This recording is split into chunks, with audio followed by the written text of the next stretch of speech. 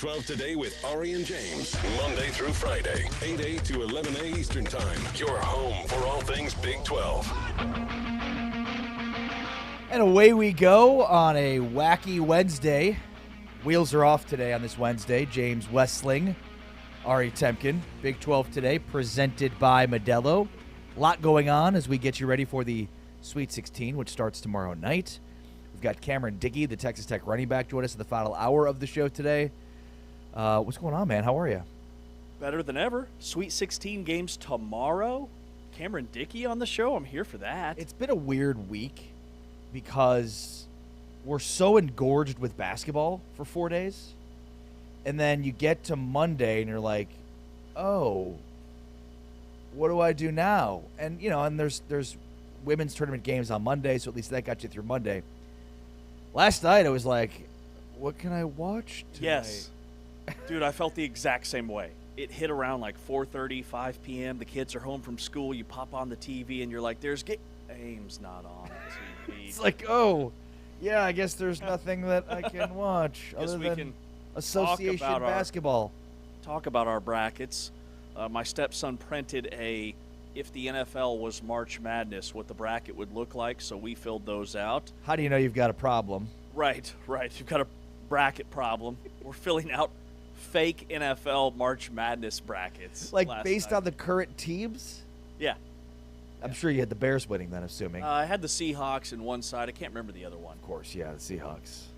They had to get past the Chiefs. But if this was next year, it's a whole different story. Yeah. Chiefs are retooling, making just some incredibly brilliant, Einstein-level math problems solved when it comes to the cap, clearing up so much space. You don't have any idea what they've done this offseason, do you? Absolutely, I do.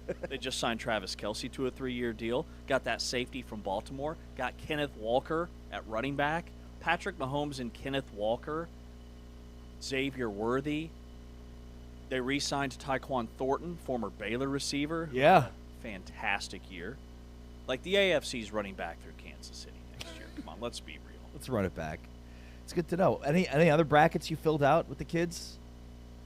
No, that's pretty much it. Really excited about our power rankings today, though. Are you? Yeah, super pumped. We're going to power rank the top 5 games for the Big 12 in the postseason, and then the top 5 NCAA tournament performances in Big 12 history. Can't wait to see how you kind of navigated that list, because do we include current Big 12 members? All right, let me tell you how I did it. Okay. Very scientific. And, by the way, our power rankings are so heavy basketball, we couldn't let it wait. We're doing it in the second segment. That's right. Has to be done. In like 15 minutes from right now, we're going to be power ranking the top 5 first and second round Big 12 games, and then the top 5 best performances by a Big 12 team in history in the NCAA tournament. So, basically, I said any performances between any current teams in the Big 12 starting in 1997. So I included perhaps performances from other, from teams currently in the Big 12 that may have not been in the Big 12 when they had those performances, but okay. I like that. It's in the history of the Big 12's existence. Right.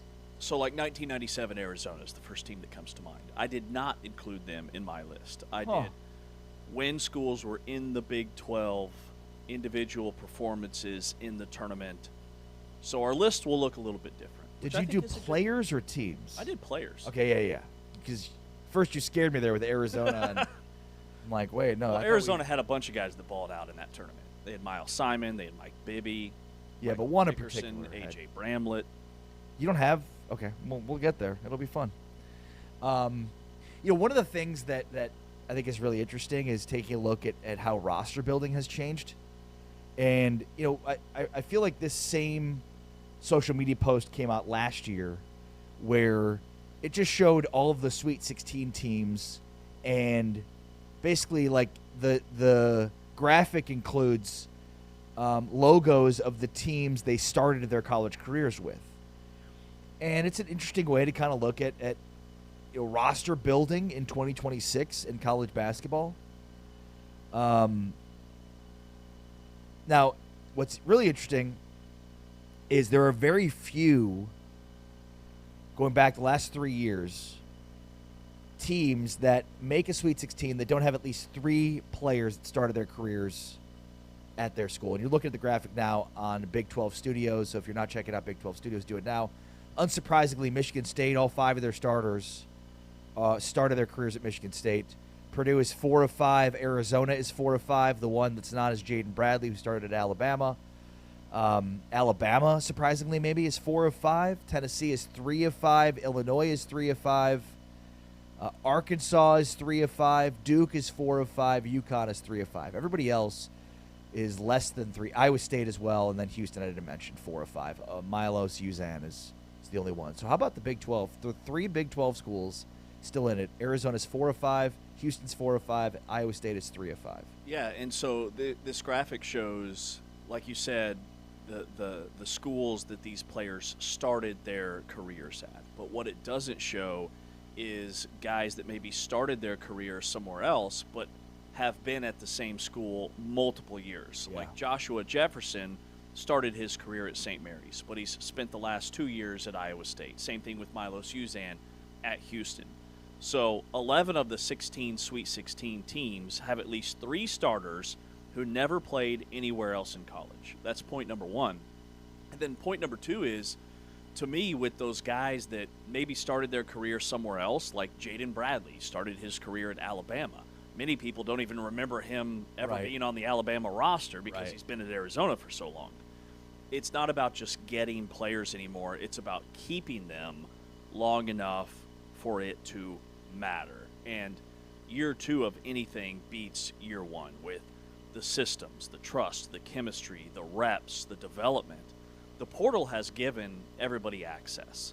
The winners and the teams in the Sweet 16, outside of the 1 or 2 outliers like a Texas who had a turnover with their coaching staff and had to bring in an entirely new roster, the winners are the ones who have figured out how to make guys stay and develop those guys that they picked up in the portal.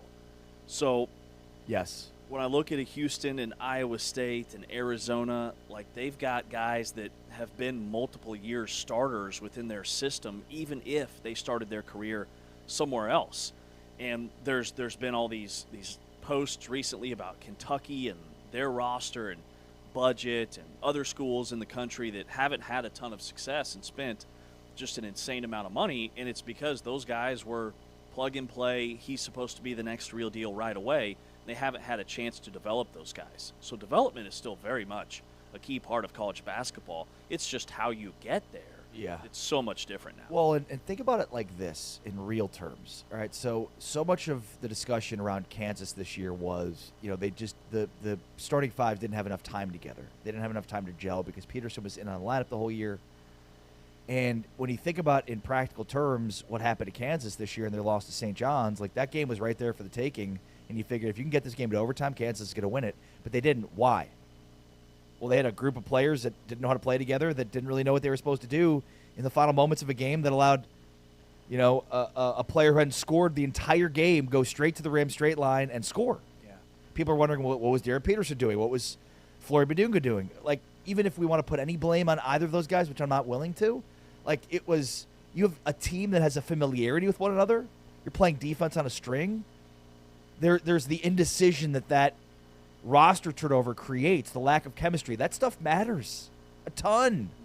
Minutes on the floor matter. These are teams that have been together for multiple seasons. Now, it's interesting. Arizona, 2 of their guys are freshmen, right? So a lot of these teams looking at a starting 5, which with players that started at those schools, they're freshmen.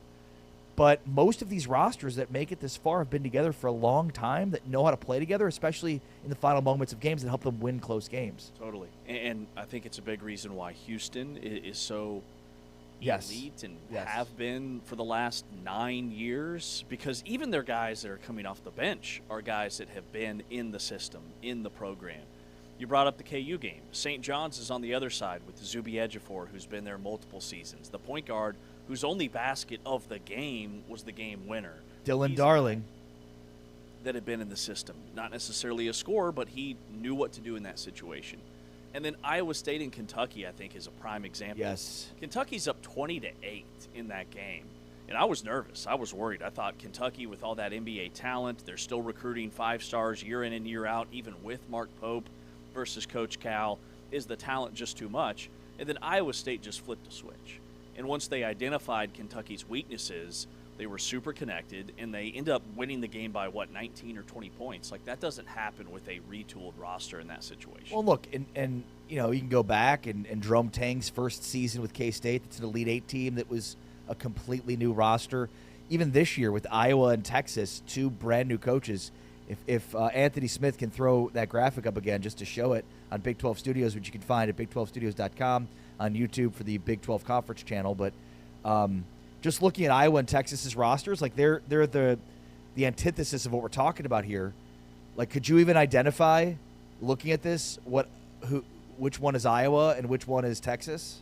Iowa's in the upper left-hand corner. Correct. Because I see the Northwest Missouri State logo. There you go. You at least had one player Fighting Bearcats.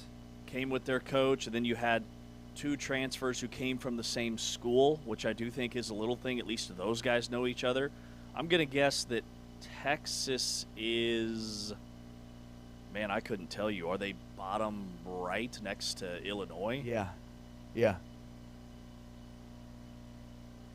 Pretty wild. Is that them? Yeah. That's St. John's. Is it? Yeah. Oh, you're right, because it's Zuby Ejiofor. Good call. So is it then the one next to Bama, bottom left? Yeah, so let me see. I just had this. Texas is... Who from Houston would be on Texas? Texas would be 3, 6, 7, 8, 9, 10. So they're going to be the second school from the left. Yeah, there you go. Oregon State, Houston, Purdue, Xavier, and Florida Atlantic So- starting 5. So 0 from Texas. Iowa has 1 that started their careers at Iowa, which is as many as Nebraska has. So I think the lesson here is you can find some lightning in a bottle, but here's the big difference. The big jump is getting to next weekend, the Final Four. Last year, with all 1 seeds, of the 20 Final Four starters, only 4 were in their first year at a new school after hitting the portal.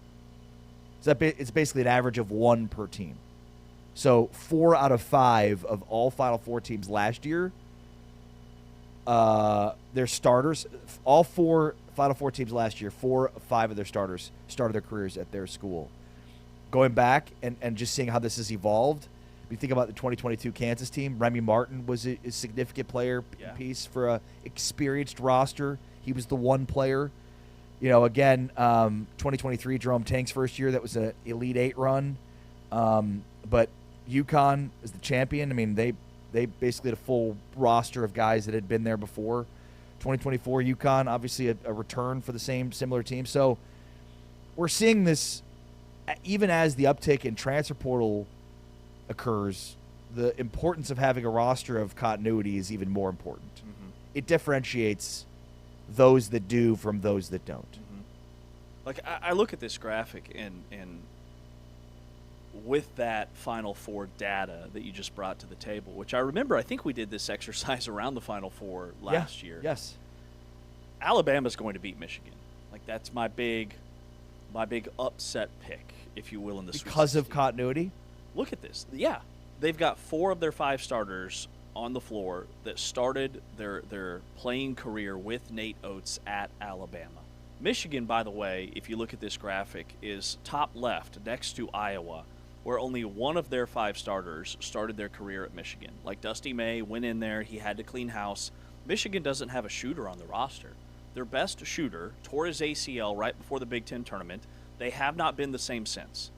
Alabama, if they shoot the basketball as well as they've shot it in the NCAA tournament, and shooting is very much contagious, they completely take those bigs out of the game and out of the equation with their tempo.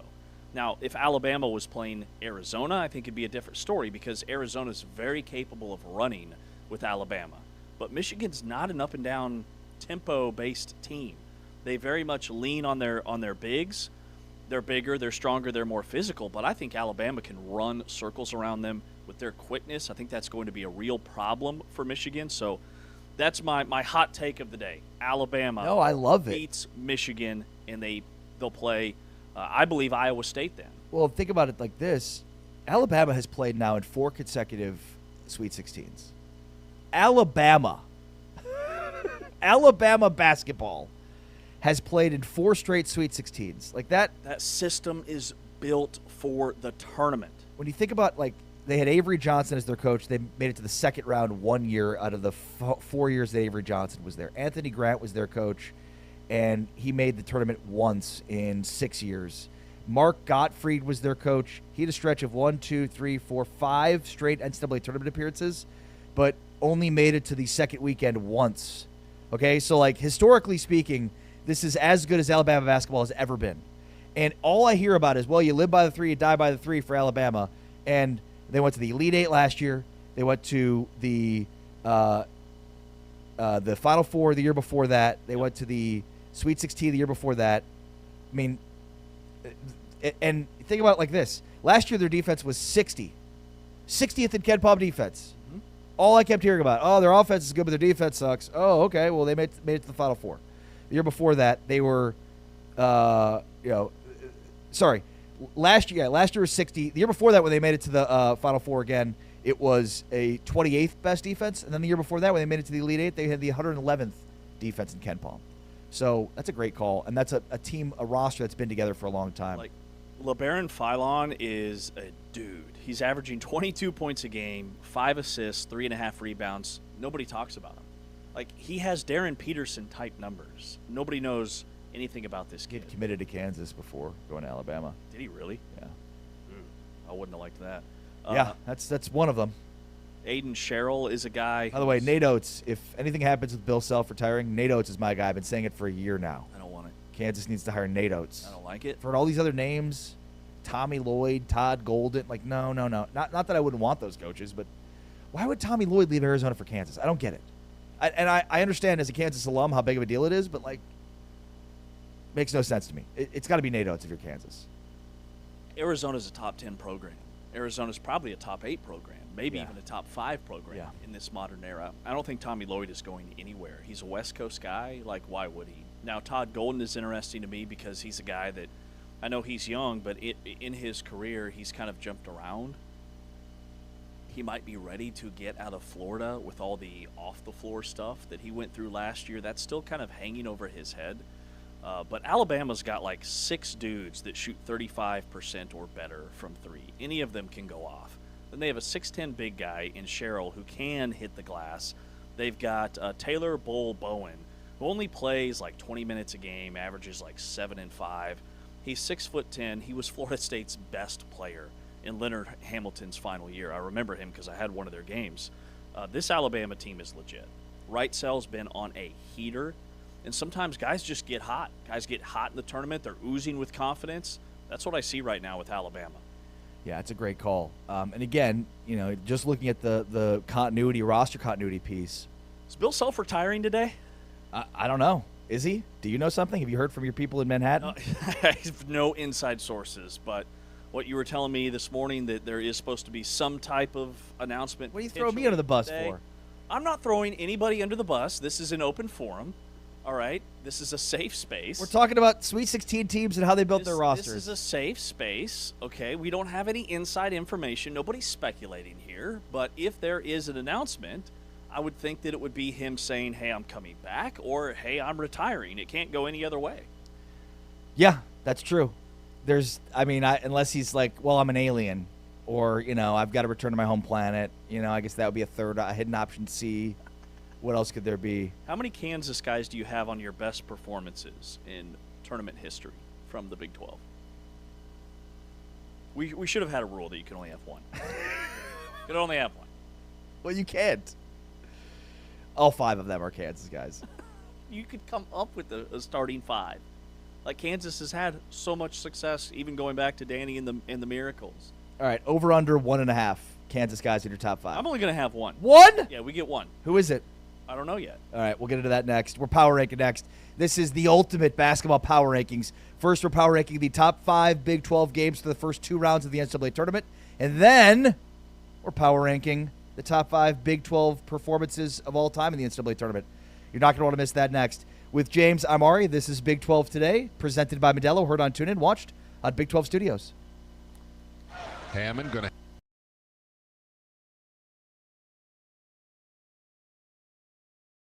The focus needs to be on the players and on their great play on the court. So I support the Big 12's decision 100%. Underway, and it is Arizona with the first possession. This Iowa State team 27-6 on the season, 12-6 in league play.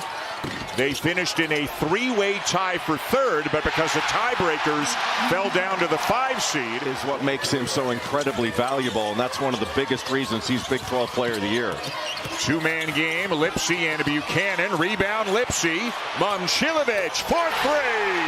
But they are extremely talented, and this guy is one of the reasons why. Tobe Awaka came up with a rebound, couldn't finish, got it back again. And Del Orso knocks down his second 3 of the night. He averages almost 3 assists per game. Deflected by Del Orso. He's got it back. A little Euro step, and it rolls in for him. What a sequence, Jay, here in the closing seconds of the first half. 2 huge threes in transition by Momcilovic. He's going to try one more. Got it! Oh! Tobe Awaka down on the baseline with Krivas. They can duck in hard. Bradley can't shake Torrey. Forces it up and hits. Finds Buchanan. 10 to shoot. Buchanan looking for somebody to give it to. Finds Lipsy. 5 to shoot.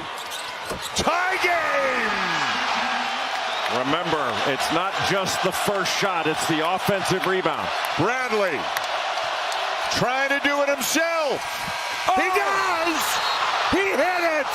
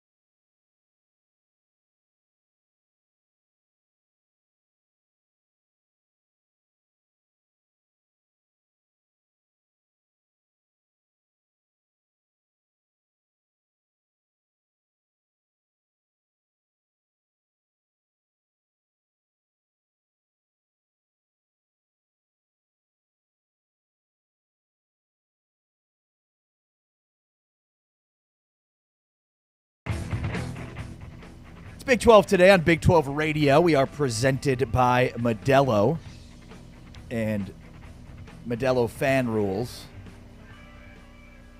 Modelo Fan Rule number 24. March emotions swing faster than a momentum run. Modelo full-time fan rules. Do they ever? Yeah. I mean, this is going to be a historic offseason in college basketball, even post-tournament, because now college basketball has figured out the calendar, and the transfer portal opens the day after the national championship. Last year, Rob Wright committed to BYU super late in the transfer portal cycle. This year, it would be like day 4, right? So the calendar has shifted, which is going to be fascinating to watch. We are going to have a busy 2 weeks from April 7th to April 21st, highlighting all of these Big 12 portal additions and guys that are leaving, especially when you have already at least 3 coaching changes in the Big 12. Is there a 4th with the domino effect of a North Carolina, potentially Kansas, depending upon what Bill Self ultimately decides to do? Basketball season now never sleeps. Like, the offseason is going to be electric in this league. Yeah. All right, let's get to our power rankings. It's Wednesday, and on Wednesdays we do 2 things. We wake up, and then we power rank. It's not good enough to just have things in this world. You have to power rank them accordingly, and so that is what we do on Wednesdays. So normally we would power rank the top 5 teams of the Big 12, and then something random, and we're doing that to a degree today. But first, we're going to be power ranking the top 5 Big 12 basketball games in the NCAA tournament through the first 2 rounds. James, start us off here, number 5. All right, Taman, you get number 5. There it is. All right, number 5 for me, I've got Arizona beating Utah State. It wasn't super sexy on paper. Like, the score was 78-66, but Utah State came in hot. They had just beaten Villanova by 10 and looked really good, especially late in the game. Utah State had not been to a Sweet 16 since 1970, and they are playing from a Mountain West Conference in an arena that's only 400 miles from Arizona's campus. Like, they felt like this was their moment, and Arizona said, I don't think so. Big boy flex from Arizona, building an 18-point lead at one point in the first half, and Arizona showed why they are ultimately maybe the best team in the country. Did you say only 400 miles? Yeah, I'm a little bit confused. They were playing with nothing to lose and everything to gain in a Mountain West arena 400 miles from Arizona's campus. It's a quiet 400. Yeah, like anything that's... Hey, a 5.5-hour drive. Anything that's 150 or less is like, that's close.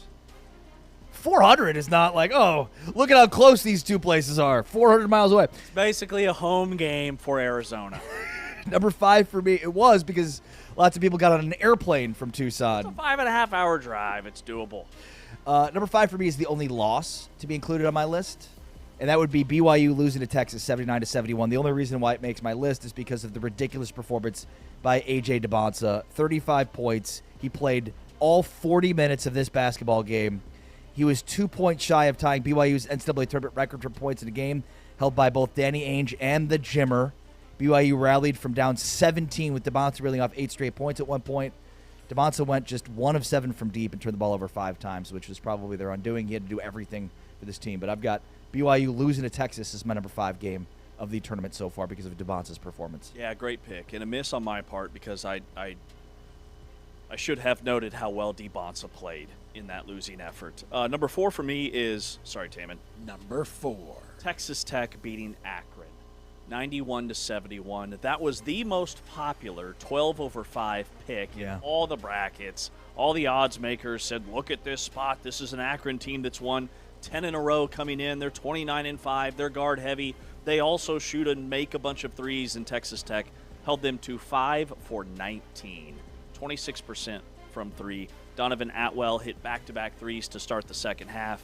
A 15-2 decisive run to push the lead into double figures. And Texas Tech also never trailed in this game at any point en route to the 20-point win. Yeah, I'm kind of disappointed I don't have that game on my list. Number 4 for me is what you had at number 5. It's Arizona over Utah State. I mean, the Aggies got to within 4 of the Wildcats a few times over the game's final few minutes, but Arizona was able to pull away late. 18 points from the Big 12 Player of the Year, Jaden Bradley, and then afterwards they sent Jared Calhoun off packing to Cincinnati. So worked on multiple levels from a Big 12 perspective with Arizona over Utah State in the second round, helping the Wildcats punch their ticket to San Jose What's the mileage from San Jose to Tucson? 8,000. Number 3. Number 3 for me is TCU's first round win over Ohio State. Because Ohio State was another sexy pick as a sleeper team who was hot going into the tournament. Well, TCU was also blazing hot, and TCU goes 7 for 13 in the first half, build a 15-point halftime lead, and that was the moment for me. Even though Ohio State came back and the game was close down the stretch, TCU scored with about 4 seconds to go with a beautiful entry pass from David Punch to Xavier Edmonds for the go-ahead layup. But Ohio State was TCU was so dominant in the first half, and remember, that was the first game tipping off the entire tournament. That was very much a, hey, the Big 12 has arrived moment for me, just watching that domination. Yeah. Number 3 for me is Houston 88, Texas A&M 57. They just absolutely and utterly dominated Texas A&M from start to finish. And I think what made this game extra special is it's, 1, an in-state rival, one of the big bad behemoths of the state of Texas. And 2, it's an SEC team that you beat by 31 points. So just an absolute obliteration of a team. Houston is the first team in 18 years to win their first 2 tournament games by 30 points. We brought that up. And, I mean, it's defense. It's taking care of the basketball. And now 7 consecutive trips to the Sweet 16 for the Cougs. By the way, Houston has allowed just 104 points in 2 total tournament games. Illinois scored 105 points in their first-round game alone. Houston has given up 104 points in 2 tournament games. Illinois 105 in the first round alone. Going to be a great matchup in Houston. Number 2. Our number 2 for me, we've talked a ton about this game because I think it's undervalued. Iowa State and the way they beat Kentucky. Too low. Way too low. At number 2, Iowa State without Joshua Jefferson. Kentucky had a 7-point lead with 2 minutes to go in the first half. $21 million roster, 5-star NBA-ready players, and Kentucky had a bunch of momentum based off of how they beat Santa Clara by banking in a half-court heave to send the game into overtime where they just flexed their muscles. There was 13 and a half minutes to play. Iowa State was clinging to a 6-point lead. They forced 3 consecutive turnovers and scored on all 3 of those possessions to blow it wide open. I've got Iowa State at number 2. See, my number 2 is TCU and Ohio State, that first-round game. And the reason why I had it so high is because it was a coin flip game, and TCU won it. And it's a huge win to win over the Big Ten. A power in the Big Ten, if you will, with Ohio State, who's got Final Four appearances. And so I just thought the way they did it, like TCU, after losing that crazy game to Kansas in Allen Fieldhouse, figured out how to close games, and they just, we should not have been surprised by the outcome of this game because of the way they closed at the end of the season. So I just thought this was an impressive win for the Big 12 from a standpoint of the Big 12 over the Big 10 in a coin flip game, and that's why I had it so high. Number 1. All right, number 1 for me is where I have Houston and Texas A&M because of how Houston beat the Aggies. How do you beat Houston? Well, you speed them up. You shoot a bunch of threes. You space the floor. Texas A&M does all those things at a really high level, and Houston said not so fast.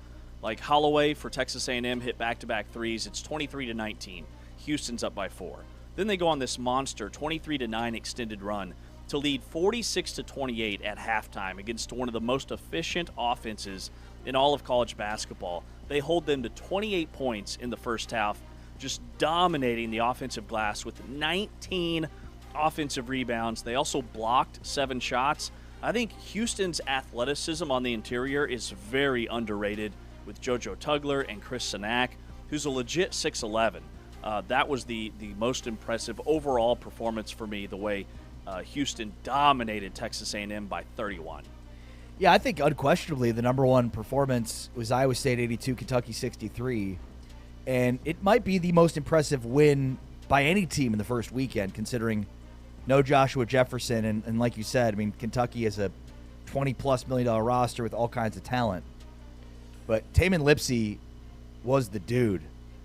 He would not let Iowa State lose this game.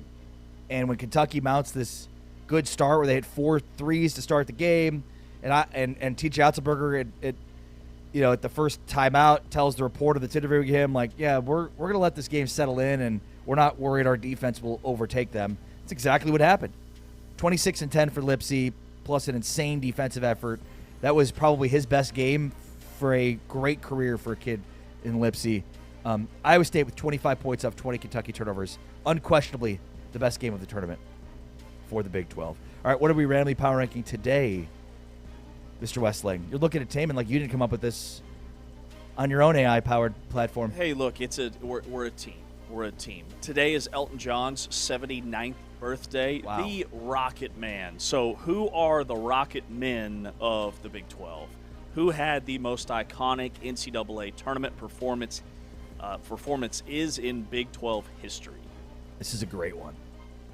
We're basketball heavy today. Normally we like to go off the sports for our random, but today it makes perfect sense. Number 5. All right, number 5 for me, I've got DeAndre Kane, Iowa State, back in 2014. So he was a grad transfer from Marshall before players were portaling back in the day. Again, this is 2014, Big 12 Newcomer of the Year, Big 12 Tournament MVP. Remember, Georges Niang broke his foot right before the NCAA tournament. Everybody thought Iowa State was in hot water. He goes out in the round of 32. Kane scored 24 points, had 10 rebounds, and 7 assists. Also scored the game-winning basket with 1.5 seconds left to beat North Carolina and propel Iowa State into the Sweet 16, their first in 15 years. I go with Kane at number 5. Yeah, and so the way I put together my list is every great performance from 1997, the first NCAA tournament that included the Big 12, to today, including all current Big 12 members. So whether they were in the Big 12 or not, and whatever year they joined, if they had a player that had that performance. We're highlighting current teams in the Big 12, their greatest performances over the last few decades. Okay. 5 for me is Deshaun Butler, West Virginia 2010 NCAA tournament. This is so emotional from the standpoint of what happened to him. But when you think about, Butler had 9 game-winning baskets over the course of the season for West Virginia in 2010. Think about Press Virginia. That was Deshaun Butler and that squad. That was just incredible. He also had game-winning baskets in each game of the Big East tournament as West Virginia won its first ever Big East championship. He carried the Mountaineers to their first Final Four since 1959, took down a Kentucky team that had 8 future NBA players on its roster: John Wall, DeMarcus Cousins, Patrick Peterson, Eric Bledsoe, Daniel Orton, DeAndre Liggins, Darius Miller, and Josh Harrelson. That's the Kentucky team they beat. They set the record for most wins in school history, 31-7 that season. But obviously the sad part was when Butler suffered a ACL tear with West Virginia still in the game in the Final Four against Duke. Think about Bob Huggins' career, and you've got the ACL tear to Deshaun Butler in the Final Four, and, of course, the injury to Kenyon Martin in the Conference USA tournament.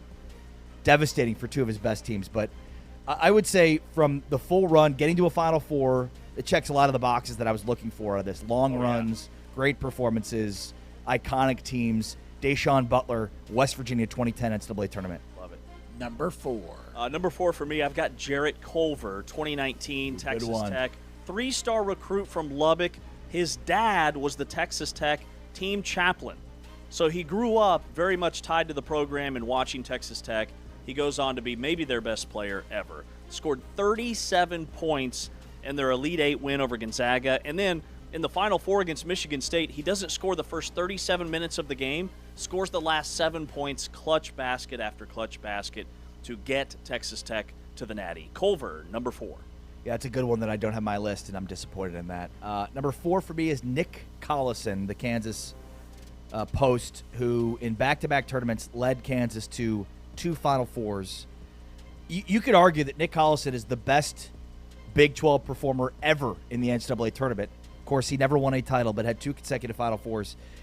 In his junior year, Collison helped get KU to their first Final Four in nearly a decade, and then as a senior, he averaged 18.5 points, 10 rebounds, 2 assists, and 1.9 blocks.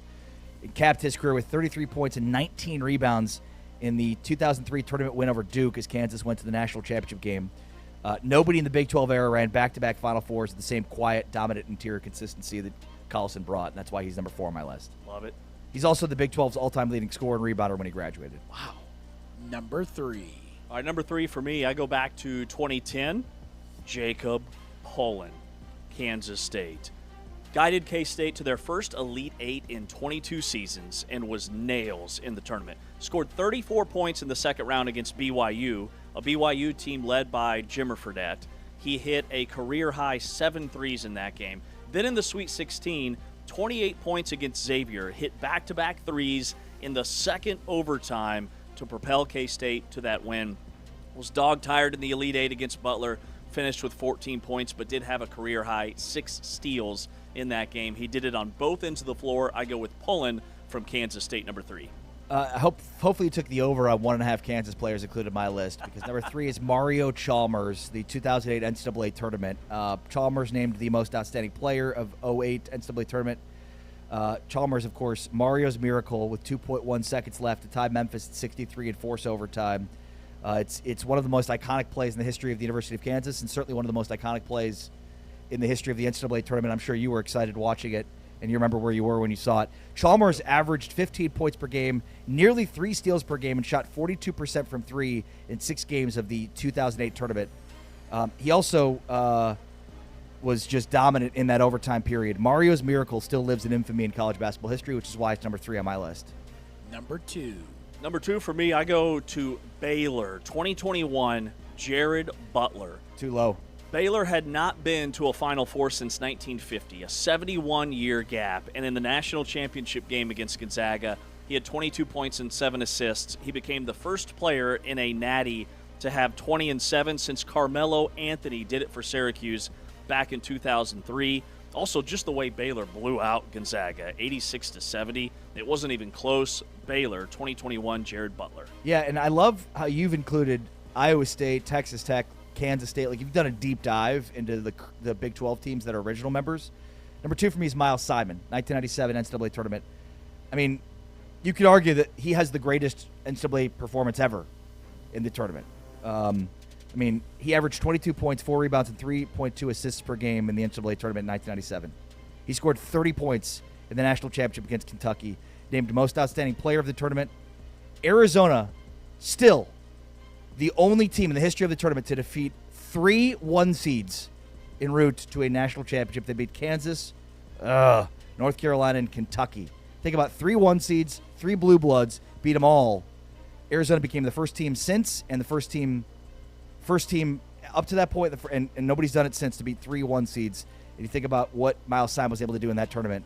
Number 2 for me is Miles Simon, 1997. Number 1. All right, number 1 for me, even though this is pre-Big 12, it is a Big 12 school. Danny and the Miracles, Danny Manning, 1988. Kansas had 11 losses going into the NCAA tournament. Still to this day, most losses by a national champion ever in basketball history, and he averaged 27 points per game across the entire tournament. In the national championship game, he had 31 points, 18 rebounds, 5 steals, and 2 blocks. He was named the tournament's most outstanding player, and he's still around the Big 12. He's an assistant at Colorado. He's been an assistant at Kansas, a lot of different stops within this conference as a coach. Danny Manning, number 1. Yeah, we probably should have had the same criteria. Yeah, We didn't really talk about that. But I like variety. But Danny Manning would have definitely been on my list had I gone outside of 1997, but I didn't. Jared Butler's number 1. Butler, most outstanding player, had scored 91 points, had 30 assists and 21 rebounds throughout the entire tournament, the 6 games. And then I think you mentioned this, but Gonzaga was unbeaten to that point. So they just beat the absolute tar out of the best team in college basketball that year. Butler had 22 and 7, scoring or assisting on 44% of Baylor's 86 points. Yeah. Just a ridiculous number. That was the Jalen Suggs and Drew Timme Gonzaga team. He had 17 first-half points in Baylor's Final Four blowout of Houston.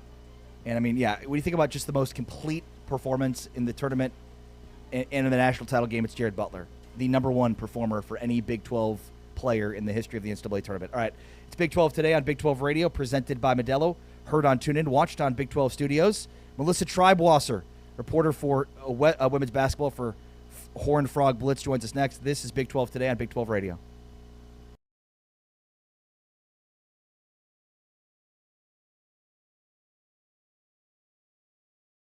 In Kansas City is underway.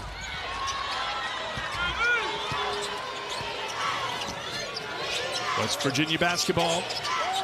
2 teams looking for the first points in this game. Provided by Jordan Harrison. Cook trying to get around Miles. Good feed to McCray. Rolls it in for 2.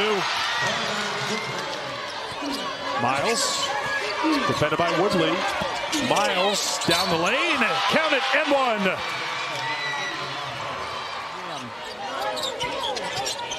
Harrison for 2. Jordan Harrison, as Christy talked about right at the top of the telecast. She usually will take her defender off the bounce and back them down. But right now, and maybe this is going to be 2 for him. There you go. Great feed by Miles as she finds Parker. Harrison. Count it. It's a 3. Mountaineers dodge one there. TCU had multiple opportunities. And right now, with this 9-point lead, West Virginia does not need to be in a hurry. They do not even need to look to shoot the shot until about 5 seconds to go. Inside of 2 minutes to go, Wheeler on the drive. Big B, good shooter. Can't get it. Rebound, McAlusky. TCU's got a foul. They don't get anybody. Here's Shaw all alone for the layup. Cue Country Roads. For the first time in 9 years, West Virginia, Big 12 tournament champions.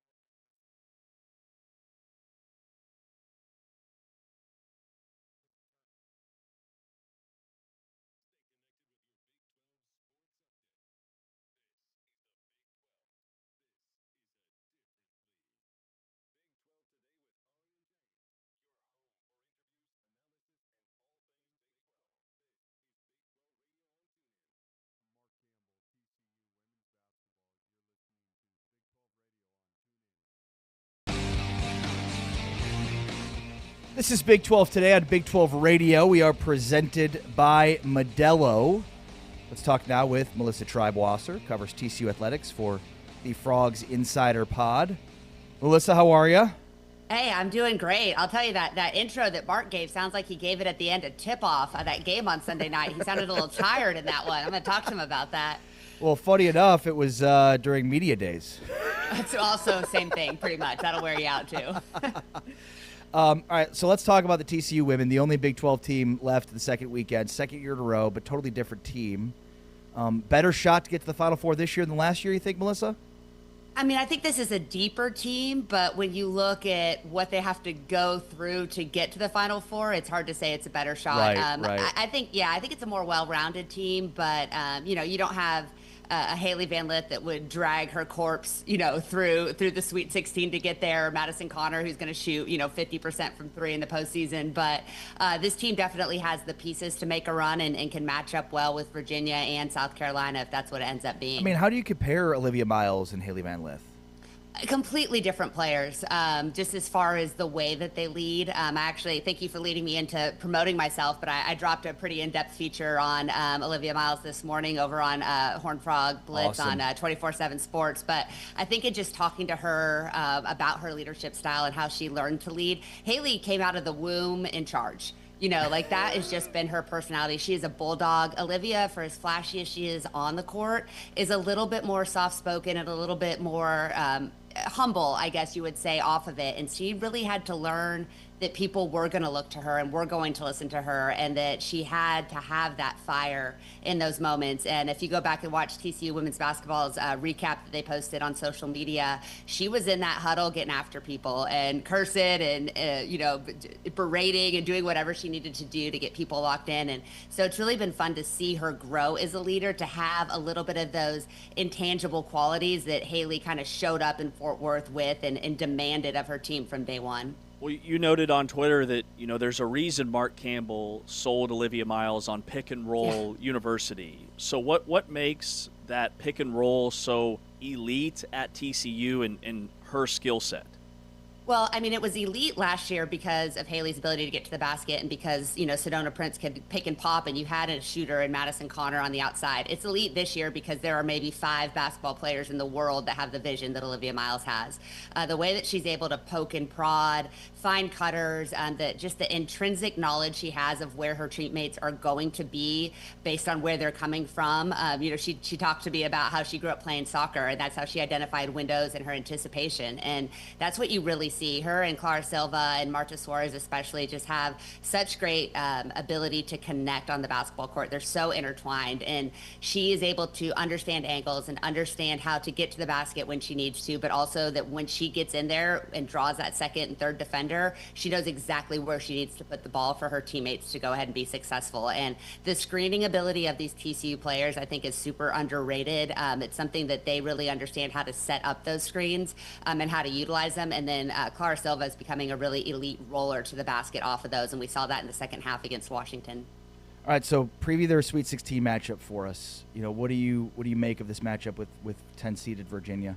Listen, I think everybody's going to look at the seeding and think, oh, it's a good thing Virginia won. I disagree. I think Virginia is a tougher matchup for TCU. Kamara Johnson is playing as well as anybody in the country. She's become an absolute superstar in March, and people that have been following the game knew she had that ability.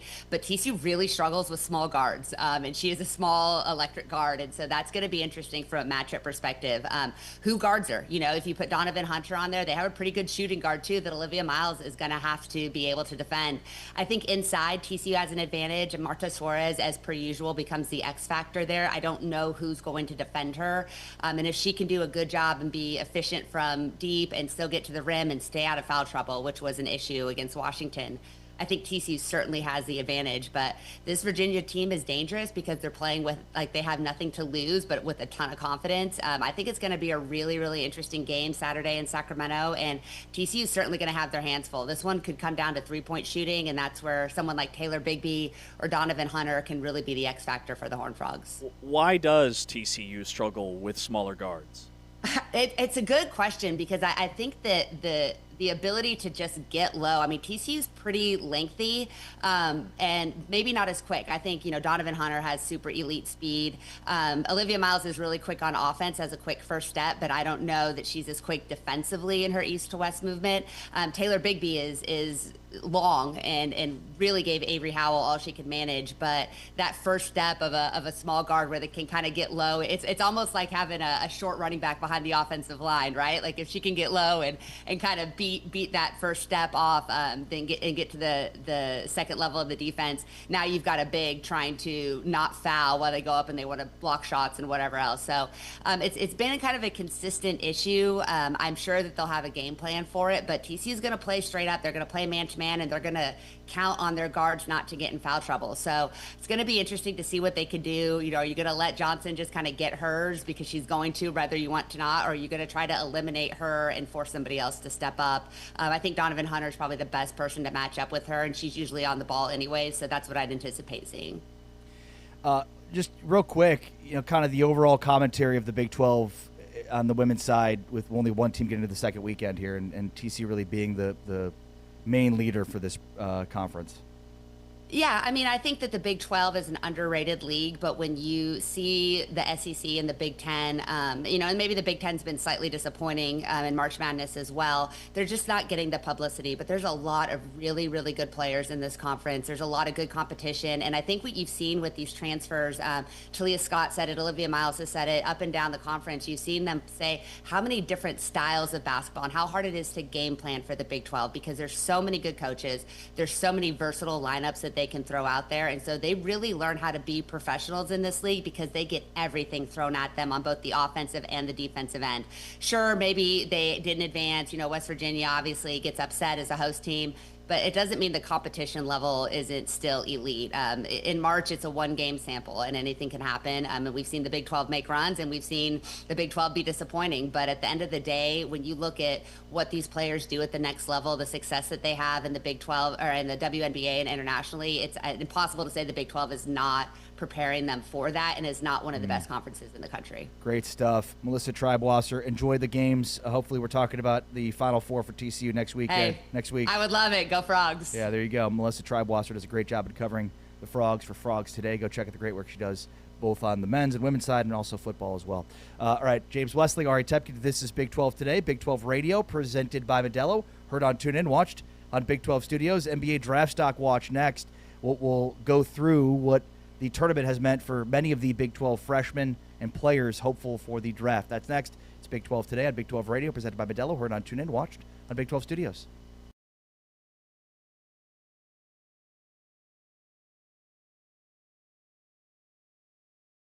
The focus needs to be on the players and on their great play on the court, so I support the Big 12's decision 100%. Underway, and it is Arizona with the first possession. This Iowa State team 27-6 on the season, 12-6 in league play.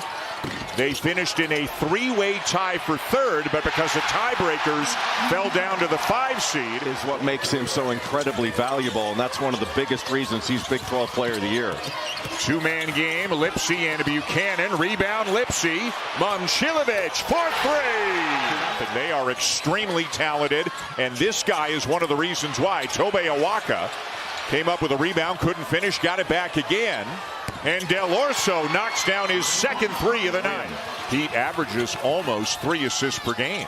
Deflected by Del Orso. He's got it back. A little Euro step, and it rolls in for him. What a sequence, Jay, here in the closing seconds of the first half. 2 huge threes in transition by Momcilovic. He's going to try one more. Got it! Oh! Tobe Awaka down on the baseline with Krivas. They can duck in hard. Bradley can't shake Torrey. Forces it up and hits. Finds Buchanan. 10 to shoot. Buchanan looking for somebody to give it to. Finds Lipsy. 5 to shoot. Tie game! Remember, it's not just the first shot. It's the offensive rebound. Bradley trying to do it himself. He does! He hit it!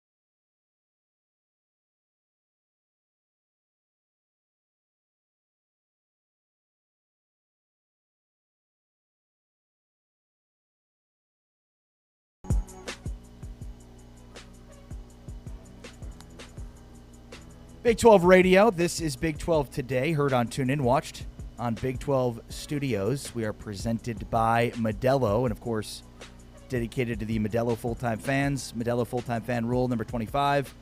Tournament week is a lifestyle, not a viewing option, and that lifestyle has been thrown way out of whack this week after being engorged with games for 4 days.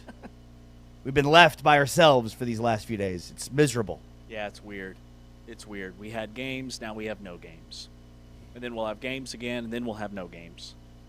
But a lot of news when it comes to coaching carousel stuff. Just saw that Brad Stevens was approached by North Carolina and said, I'm not interested. Which he must just be a guy that wasn't super passionate about coaching. Because he was incredibly successful. And then he gets to the general management side. And he must just like that way better. Yeah. Because so many schools have called that he said no to. Like Indiana, his dream job. He would only leave Butler for Indiana. Then he goes to the Celtics. Then he becomes a upper management position, GM for the Celtics, whatever it's officially called. And now he's telling North Carolina he's not interested, which good on him. Now, what's also interesting, too, is simultaneously news broke yesterday that Billy Donovan is thinking about an exit from the Bulls. I don't think the timing is a coincidence there. You know, I mean, the Bulls are just a dreadful organization that is way far beyond Billy Donovan. But I'd imagine if he tries to get back into college, like that could be a potential option for North Carolina. Or Florida, if Todd Golden takes the North Carolina job. Not a coincidence that news came out right, as this is all going on. Like simultaneously. Yeah. You think about all the coaches that tested the NBA waters, realized it's not really for them, and came back to college with Rick Pitino and Calipari. Yeah, but Donovan's been in the NBA he's been in there a hot minute. Long time. Yeah, well over a decade. I mean, his right? last year at Florida was 2015. So 11 years. Mm-hmm. He was with the Thunder for 5 years, and he's been with the Bulls since 2020. And then was it Tom Izzo or maybe it was Brad Stevens? Somebody talked to Dan Hurley, and there was an article I read yesterday about Dan Hurley and why he said no to the Lakers, and basically the grass isn't always greener on the other side with the NBA. So Billy Donovan could be the latest. Yeah, it'd be very interesting. All right, let's take a look at the draft, NBA draft stock watch. Which players have risen as we enter the Sweet 16, which prospects have fallen. Jeremy Wu, who does a great job, really connected from a draft perspective with ESPN.com, kind of lists out the pre-tournament ranks for all these players and then how maybe the tournament has helped or hurt them. Number one is Darren Peterson. No surprises there. He said, with Peterson firing in all cylinders, there's no better scorer in this draft. There's a feeling in NBA circles that we didn't see the best version of him this season with his various injuries, illness, and battles with cramping taking a toll on his availability. The positive development is that Peterson has been available over the past month. What's been concerning, however, has been his inconsistency. He averaged 21 points in his past 9 games, but shot just 38.8% from the field and 31.9% from three-point range in a small sample. Some of his struggles are contextual. Kansas looked discombobulated offensively times this season, blah, blah, blah, blah. So I think what's maybe most interesting about his piece for this on Peterson is mentioning that basically, like, now he and Debons are neck and neck. He writes about Debons, who pre-tournament was number 2. Debons has closed the gap and can be considered a highly likely top pick candidate at this point in time based on conversations I've had with NBA executives over the past few weeks. I mean, Peterson and Debons are going to be 2 of the top 3 picks in the NBA draft. Yeah, but what I think is interesting is if it sounds like if Peterson didn't play this year, he would be the number 1 pick. Yeah, and I think you're right. Based off of potential and what we've seen in spurts, his spurt ability, he's the best player in all of college basketball. And he's a guy that still averaged 20 points per game, but his points per 40 minutes played is like 38. It's an insane number. Right around where Debons is. That's splitting hairs to me. Now, Peterson, I do think his stock is maybe fallen just a little bit where it's opened the door for Debons to be the number 1 overall pick. But I think it comes down to who's drafting in that position. Like, that's what's different about the NBA. It's not like the NFL where we know at this point in time who the number 1 pick is going to be in terms of the team that's making that selection. And then I do think both of those guys were somewhat hurt by the fact that they're both out, right? Like, Cameron Boozer still has a chance at Duke to make a run at a national championship. If he has a historic Elite Eight or Final Four or national championship game, that might entice scouts to maybe take him number 1 or number 2. So I love this piece when it comes to like the risers. Like Chris Sinak has had a massive NCAA tournament, and he looked really good in the Big 12 tournament. Remember, he was really kind of the spark for Houston in that Kansas game where they were just daring him to shoot. I remember. And he was rattling 3 after 3 in the first half. Well, he's followed it up in the NCAA tournament by grabbing a career-high 18 rebounds against Idaho. And in the second round, he had 17 points and 9 rebounds, had several offensive rebounds in that win over Texas A&M. So he's a guy that's been really up and down on ESPN's Top 100, but he's rising and really helping himself in this NCAA tournament. And you can see, I think, over the course of the season now that, like, the reason that he was as highly recruited and regarded as he is. Oh, yeah. He's a 6'11" guy that could step out and shoot threes. He had 18 rebounds against Idaho, then had 17 points and 9 rebounds against A&M in the second round. So in a world in which there's a 7'6" big man in the NBA that can shoot threes and handle the ball, have a guy at 6'11" who could do the same thing is probably pretty good. And then Kingston Flemings, and we're going to see a dynamic matchup between Flemings and Wagler in that Sweet 16 matchup. Now, I don't know that Flemings will guard Wagler. I think Sharp will get the D assignment on him. But I think, for Wagler, it's interesting because like you're gonna get a really good sense of like Houston's physical defense against him. And, he has struggled at times to finish downhill in traffic and isn't exactly vertically explosive. So this will be, for Keaton Wagler, a guy that has been a high riser in this draft, a really good matchup for him to see how he can go up against that Houston defense. And this is what Kingston Flemings said about Keaton Wagler. Yeah, I mean, he's a great player. He plays at his own pace. It's hard to speed him up. I mean, he's the engine to their offense, He plays like it looks like he's going super slow, but he's actually quick. He's tall, physical, gets to the rim, and he just gets to wherever he wants to get to. And that's the reason they're such a great offensive team. But he also is a good defender. He rebounds hard. And as a freshman, rebounding like that is always hard. So, I mean, he's for sure a great player. Yeah, and then Flemings himself, whose pre-tournament rank was number 5, Wu writes about him, arguably the most explosive downhill guard in the draft. Kingston Flemings is going to be a plug-and-play starter in the NBA right away because, number one, he has a really high basketball IQ. When you listen to just that clip there and the way he's breaking down the opponent, when we talked to him at Big 12, at the Big 12 tournament, that's what stood out to me was this kid is incredibly intelligent. Like, he understands the assignment. He puts in the time to scout the opponent, and it shows up on the floor. He's not making the turnover-worthy plays, if you want to call it that, in college basketball that he made in high school. Like in high school, Kelvin Sampson said, yeah, he was a walking bucket like he is now, but he also was trying to do too much razzle-dazzle with his passing instead of just making the easy play. Well, at Houston, he's done that, and that shows his growth and his development within this program. I also think he's going to just grade. Like, his numbers at the NBA's version of the Combine are going to be off the charts. Yeah. He has like a 42-inch vertical. He's only about 6'3", 6'4".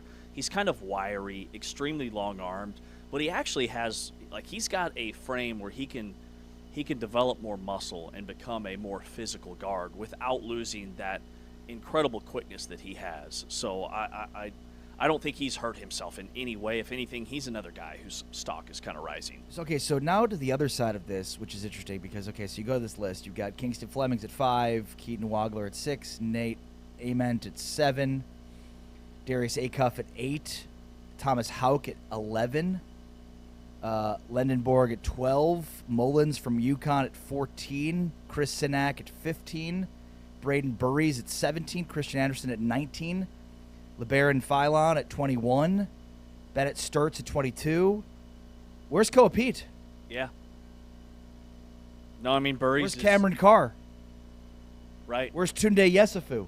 And Tunde Yesufu is a guy whose stock has slid a little bit. You know, he averaged those 18 points and 6 rebounds per season, and scouts love his physical tools, but they didn't like his shot selection. He had some inconsistent defensive efforts that have followed him all year long, and so his stock has slid a little bit. And then the fact that Baylor, you know, if you've got a NBA player on your roster, and at Baylor they have 2, and you miss the tournament, something's off there, right? Like, you need those guys to be good enough to get your team into the dance like A.J. Debons did at BYU.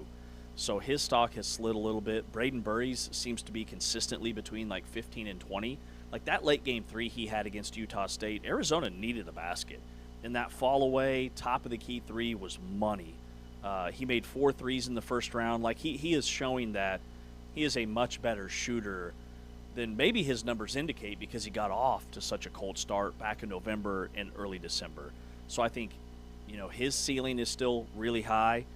The other guy to highlight is Christian Anderson. Christian Anderson might be a kid who benefits from coming back one more year and playing at Texas Tech, and it wouldn't shock me to see him go that route.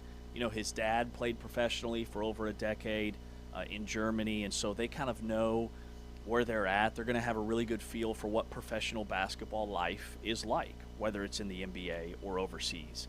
But he had maybe his worst game of the year in that loss against Alabama. He was bothered by that groin injury, but he didn't shoot it well. And I just think if he comes back one more year, he could really surge into a top 15 pick. Yeah, in fact, Wu wondered if Sinak would also benefit from coming back. And part of that, too, is especially for Christian Anderson. I mean, think about how many point guards and ball handlers there are in this draft. The problem with Anderson, he's going to get lost in the shuffle of this draft potentially with all of the guys that handle the basketball that are considered quote-unquote point guards. You know, and whether or not you think of Darren Peterson that way, like he's a guy that's going to handle the ball. So I just think he could get lost in the shuffle, which might be a reason why he comes back to Texas Tech. But we shall see about that. The other one, again, where's Koa Pete on this list? What happened to Koa Pete? Is this just a miss on their part? I mean, I guess I wonder, you know, has he just not really, like, differentiated himself in the fact that Arizona has so much depth works against him? I mean, coming into this year, and then you think about his first game at Arizona and just how much hype there was around him, he's completely fallen off the map. Yeah, I mean, I'm still seeing him as a mid to late first-round pick, which to me makes sense when you look at his frame. I mean, he is NBA ready. He is one of the biggest players in all of college basketball. So this might be just a miss on ESPN's part. Let's see, I'm looking at a USA Today, their latest mock draft. They have him going number 19 overall to the Miami Heat. But you're right. At one point in time, he was a projected lottery pick. Maybe there's concerns about his wear and tear and long-term sustainability when it comes to the injury front, because he is a bigger body and he did miss some games this year. The other thing I was going to note, you had an excellent point about Christian Anderson maybe coming back next year. Like when you look at the college basketball incoming class for next season, it kind of comes back down to earth. From everything I've read and understand about guys that are going to be incoming freshmen next year, this is an elite class that we may never see again when you talk about all the elite one-and-dones. Next year's class is going to be, like, there will be a few that'll be first-team all-league type guys, but it won't be anything close to what we've seen this year. It's Big 12 Today on Big 12 Radio, presented by Modelo. Here is what Sean Farnham from ESPN said about A.J. Debons and what he did to his draft stock during the tournament. What did A.J. Debons want out of this year and this experience? Okay, so I think let's go down the checklist and see if it was successful or not. And I get it. Everybody goes ROI. Well, first of all, half the numbers that you see on the internet as far as what NIL was given versus what is reality is two very completely different things, guys. So we can start there. Number one, let's go return of investment. Let's go check box by box. All right. Was he a first-team All-American? Check. Okay. Is he the likely number one pick in the draft? Yes. Check. Did he lead the nation in scoring? Yes. Check. Did he break freshman scoring records with Kevin Durant at the Big 12 tournament and Danny Ainge at the school? Let's add that to the list. Okay. Like, as you keep going down the list here, like, what did he play for a coach that has pro experience that will most likely very much so assist his transition into that next level? Yes and yes. Okay, so like, what does success look like? If you're again, this is an individual discussion, right? Like you're talking, did AJ get what AJ wants out of this? Maybe outside of a championship, because he did a great job talking about winning and getting a championship. Did he embrace being part of that team? Did he embrace being part of that school? And the answer is yes, yes, yes, all the way down the whole entire list. Yeah, great stuff there from Farnham on AJ Debons in terms of his draft status. And basically, I think what's happened here is everything that's happened needed to happen for Debonsa to get to the number 1 pick spot. It needed to be Peterson having the year that he had and Debonsa, a combination of both of those. And the only reason this is even a conversation is because of NIL, and we know what the dollar amount was. But in terms of the player production, you couldn't ask for anything more than what Debonsa's brought to BYU. Sure, they had a first-round exit in the NCAA tournament. They also had basically 3 players by the end of the year. What he has done is on par with what Kevin Durant did back in 2007, which, by the way, Texas was still only like a 4 seed in that year's NCAA tournament. It's on par with what Michael Beasley did at Kansas State when they hadn't been to the tournament at all in 2.5 decades, and they get in as an 11 seed. Like, he's putting up those type of numbers. The offense, he is their entire team offensively and defensively. Yeah, he's got a good point guard in Rob Wright, but after that, at least in terms of putting the ball in the hoop, they really didn't have any scorers. So he had to put this team on his back all year long. He withstood the wear and tear from the Big 12 season. You couldn't ask for anything more. That's James Wesley. I'm Ari Tepkin. It's Big 12 Today, presented by Modelo. Christian Ojakjian, our buddy, great college basketball analyst, joins us next. Talk through what we saw the first weekend. It's Big 12 Today on Big 12 Radio, presented by Modelo. Heard on TuneIn, watched on Big 12 Studios.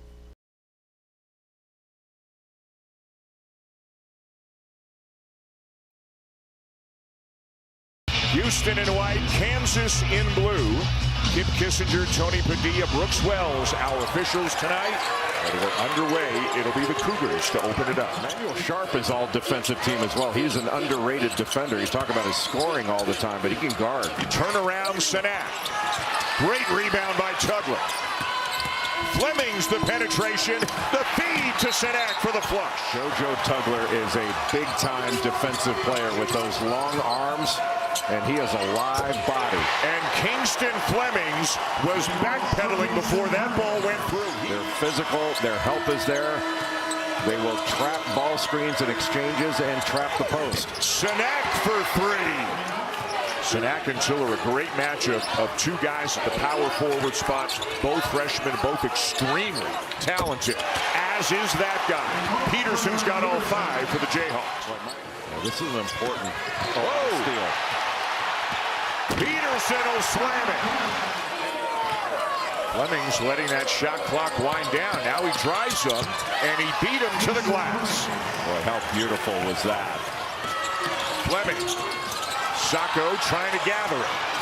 Tips it to Sharp. Flemings is open. How about that? Well, you talk about an unscripted play. This has been a clinic.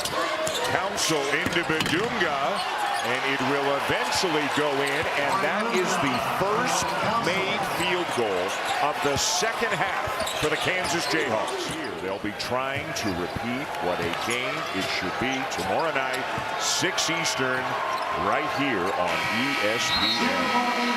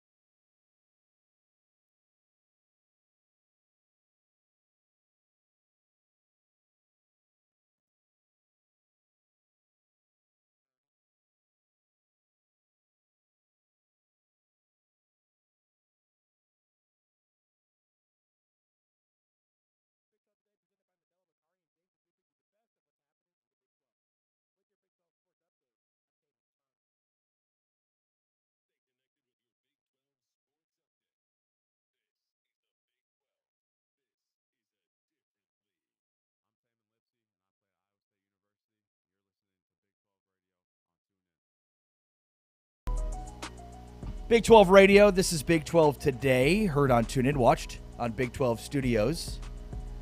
Before we talk a little Illinois and Houston with Scott Richie, who covers Illinois for the News-Gazette, let's talk about the whole shebang with Christian Ojakjian, college basketball analyst for Enjoy Basketball, who joined us throughout the season. What's going on, Christian? How are you? Whew. Guys, what an opening weekend. I'm so excited for these Sweet 16 matchups, but we just got to get through the rest of the week until we see them. Yeah, I know. We've been talking all show about how weird this week's been because it's like 4 days of just endless basketball, and then you get home and you're like, wait, where are the games? Well, I have to wait until Thursday for this? What is that? Christian, how's your bracket? I mean, I didn't get any of the non-chalky things correct. Like, I had VCU, like whoop-de-doo. I had an 11 over a 6, but I didn't have Iowa. I didn't have Texas, but I didn't have Florida in my Final Four, so I'm in the same boat as most people. Yeah. Your overall kind of big picture thoughts the first 2 rounds, especially from a Big 12 perspective. From a Big 12 perspective, shout out Iowa State for taking care of Kentucky like that without Joshua Jefferson, getting down early. And all of a sudden it's like, whoa, this Kentucky team's playing with house money. What a weird season they've had. Insane win over Santa Clara, and then all of a sudden you catch a break with no Joshua Jefferson. Are you going to beat Iowa State and get a chance to play a familiar team in the Sweet 16 in Tennessee that you've already beat twice this year? But no, Iowa State's a much, much better basketball team. You can take away, the guy ranked second in KenPom Player of the Year, and they'll still win by 19 because of how good their defense is. And Taman Lipsey said, hey, how about I give you a career-high 26? And that was an awesome game, and just a reminder to some people who can overreact to missing a player. And I know the Big 12's really had some awful injuries this year with Toppin and Richie, and would love to get Josh back. But I just thought that was awesome. That was a program win. We don't need Joshua Jefferson. I think Mark Pope said this actually before the game. Like, you could give TJ 5 guys from the local rec, and they'll make them an elite defensive team.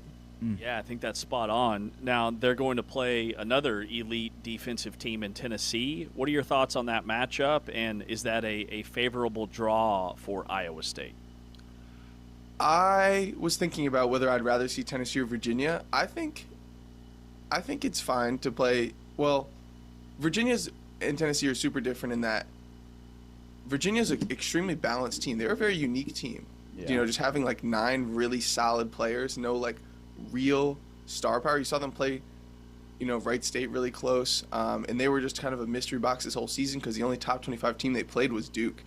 And they played Duke really well in the ACC tournament, although that wasn't Duke's best form. And then Tennessee, you mentioned them being a great defensive team. We're used to them being a top 5 defense in the sport. They were a top 5 defense in the sport 5 straight years, and this year they're 14th. So like for a Rick Barnes team, that's like kind of bad, which is crazy. But how have they made up for that? You're the number 1 offensive rebounding team in the country, which is an area to exploit, especially without Jefferson. The way that Iowa State swarms, to be able to that can sometimes be your best source of offense against the Cyclones to just, get your misses. And another thing different about this Tennessee team is having a shot-making point guard like Jacoby Gillespie.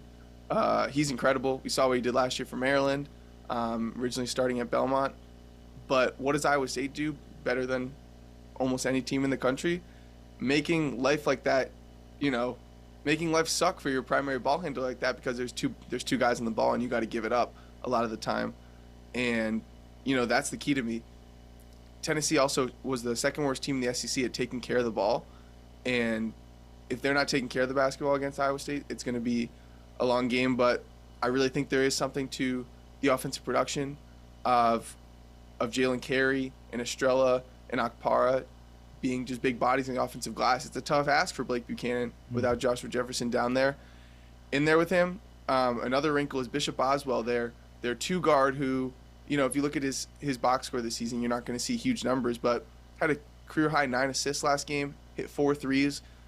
When he's playing at that level, it's a different Tennessee team. To give him just another ball handler outside Gillespie, it's not the Jacoby Gillespie show where he has to do everything. So it's going to be a close one. If there's no Jefferson, though, I think this one will go down to the wire.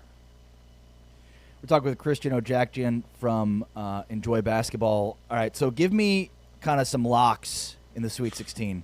Who are your locks in the Sweet 16? I would be pretty shocked if Arizona, Michigan, or Purdue loses. Those three I don't expect to be really up in the air. I don't know if you guys play any Survivor, Yes. March Madness. This is why I asked. Okay. Well, I wouldn't be using Arizona or Michigan yet because I think they're going to make it to the Final Four. So Purdue is going to be the chalkiest chalk for sure. What about Playing Thursday? Thursday? See, this is where it gets interesting. So for me personally, I don't know if we want to talk Houston, Illinois. I know you said in the promo you bring on Scott. I know Scott. Oh, yeah, he talk just about it. ended up covering Illinois. But I don't want to pick that game. So I'm going to roll the dice and pick the Iowa-Nebraska game. Here's my deal with Houston, Illinois. On paper, Illinois does all the things well that you need to do well to feel confident going against Houston. They crash the offensive glass. They take care of the basketball. They willingly shoot a lot of threes. Everyone can shoot threes. You have positional size, and you can defensive rebound. So on paper, and you have a 6'6" lottery point guard who is poised under pressure and can see over traps.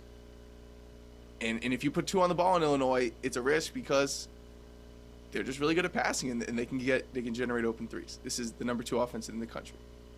Well, all that being said, do I trust them to be able to actually make the right plays and execute against the Houston defense? Being able to, on paper, exploit Houston's defense and actually doing it are two different stories. So that's going to be, it's 2 top 6 teams playing in the Sweet 16. In Houston, though, too. So I give Houston the nod just because of what they always do in the NCAA tournament. I think it's like a little too, basketball's not played on a calculator, so even if the numbers, and okay, it's not just a numbers thing. It is what Illinois put on tape of how they can score, But, man, Illinois could definitely find success in the half court, similar to teams like Texas Tech or BYU mostly last year against Houston that just have that much shooting and passing, right? So we'll see. But point is, I'm taking whoever wins this game to the Final Four, so I got to save them. We've had you on all year. You have the Illinois jersey behind you. I love the Van Gogh picture. But are you an Illinois fan? No, I'm not. I'm not a fan these days. I'm a fan of the game. But I do honestly. Houston's one of my favorite programs. Same. That's just a Darren Williams jersey. That was like the first Final Four that I was like conscious of, even if I wasn't watching. Yeah. Got it. Yeah. So do you think Duke is, I guess now that Florida's out, is Duke the most vulnerable 1 seed, or are there any chinks in the Duke armor at this point? Yes, I think we can't ignore like the fact that Florida State was a 1-point game in the ACC tournament. Virginia was a 4-point game in the ACC tournament. Yep. Obviously Siena, and then the majority of that TCU game. Although you guys know more than most people how good TCU is and that they punch above their weight. So you guys probably weren't surprised to see TCU play them tight like that, especially with the way they can guard. But Duke still won that game by 23.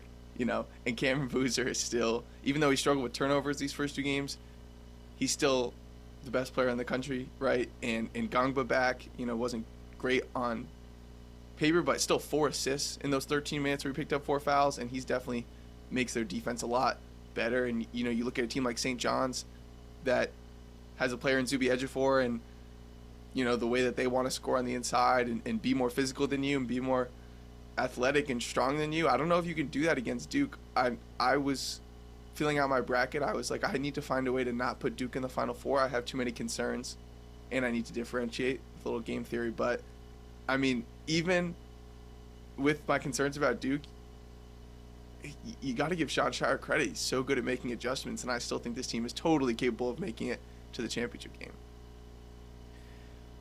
Christian Ajakjian does a great job at covering college basketball. Appreciate your time, Christian. Be well, man. Thank you. Of course. Enjoy the tournament. You too, bud. Thanks. Christian Ajakjian has joined us all year. Has provided some great insight in college basketball. And we've really enjoyed his analysis throughout the season.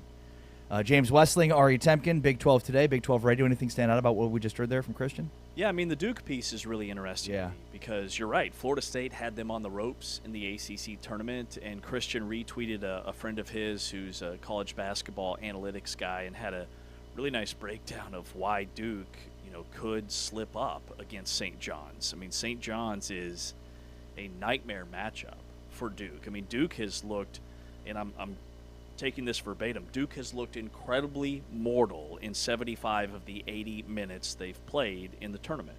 Siena let them off the hook with a missed dunk. The Blue Devils spent 32 to 35 minutes sputtering on offense against TCU until a missed goaltending call forced that technical foul, and TCU kind of unraveled.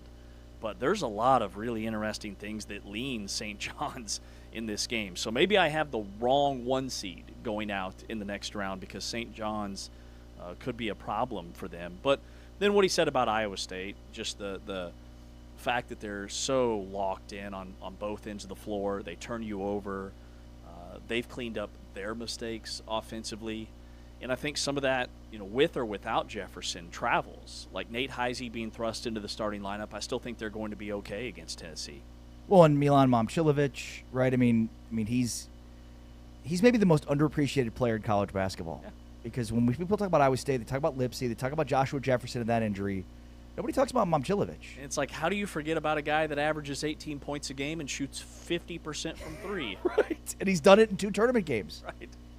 So, yeah, he's like the forgotten piece. Oh, and by the way, they have one of the best defenses in college basketball. And they just put Kentucky in a straitjacket. Mm-hmm. So, yeah, I mean, I think they're going to do the same thing to Tennessee.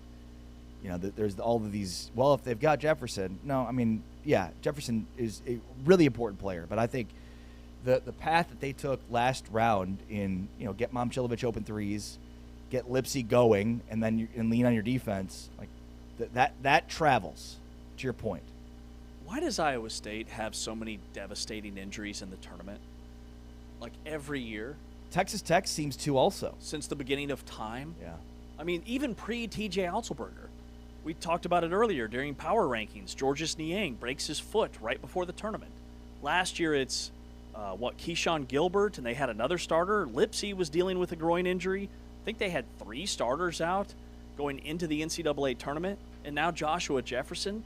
Like, they just cannot catch a break in the postseason. Well, and it's, probably the most underappreciated component of winning a national championship and getting to a Final Four is health. Mm-hmm. And this time of year in today's game, it happens a lot, way more often now, I would say, in this modern era than it used to. I mean, Jamal Shedd, Houston. These guys have been playing at such a high intensity since August, September, right? But they get together in August to start. Right. Then games start November. I mean, it's a marathon for a reason. Yeah. And the longer you go, I mean, it's 5 months of playing games, and it's all of these things that have added up over the course of the season. There's so many guys that are dealing with so many different things that we don't hear about all year because they just play through it and figure out how to play and overcome the pain. Like that's the reason it's a marathon. It really is. 5 months of this, and the intensity of these games only ratchets up when you get to this part of the season if you've been playing for 5 months. And I think more teams need to give their players more rest, like Kelvin Sampson did. They lost those 3 games back in February. And Kelvin Sampson is as tough as it comes. His shoot-arounds are not shoot-arounds. They're full throttle, 90-minute practice sessions. They go as hard as anybody in the country. He puts them through boot camp before the season. But after those 3 losses, he gave them not 1 day, but 2 days off. Stay away from basketball, get some rest, heal your body, do what you need to do, and come back focused. Oh, and they're 9-1 since, with their only loss to the number 1 ranked team, or one of the top number 1 seeds in Arizona, who they took to the wire by 5. Everybody else they've just destroyed since he gave them that little 2-day, 48-hour rest period.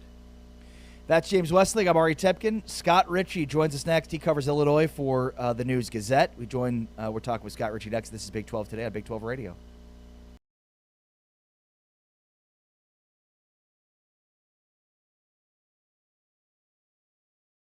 Arizona won it by 7. Just under a month ago, we are underway with a trophy on the line here tonight. And he'd love to add another one here in this game. And Arizona would like to get Braden Burries going early. He'll pick up an assist as Bradley knocks down a 3. Really good. 13th in the AP poll in the week before the season began, as Pete lays it in, but they were in the top 5. Into Pete, who's had a terrific night. Left hand up and good. Gave a look to the high-low, the dump down, and then pivoted. And especially the big guys stepping up in screening situations has been really effective for Arizona. Some room for Sharp. A big shot for the Cougars. Fleming's on the bench right now. Miller out there for the backcourt with Uzan and Sharp. Tugler tries again and one. Beautiful pocket pass. 10-0 run, Houston. Arizona's got foul trouble, and they've gone cold. Miller driving. Dumps it off. Laid in by Tugler. Shot clock at 7. Burries. He's going to have to put a shot up. And he banks it home. Back comes Flemings. Uzan. Hit it! And it's a 3-point game. That will do it.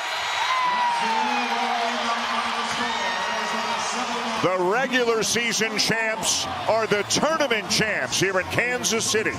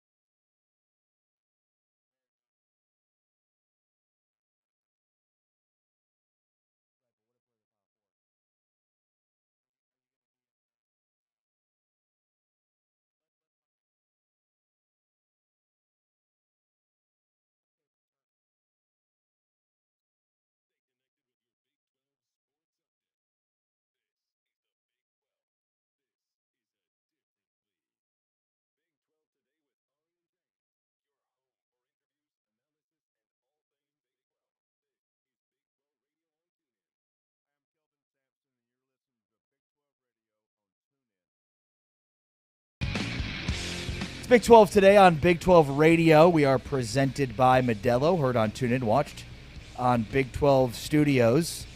Let's talk now with Scott Richie, who covers Illinois basketball and football for the News-Gazette. Scott, how are you?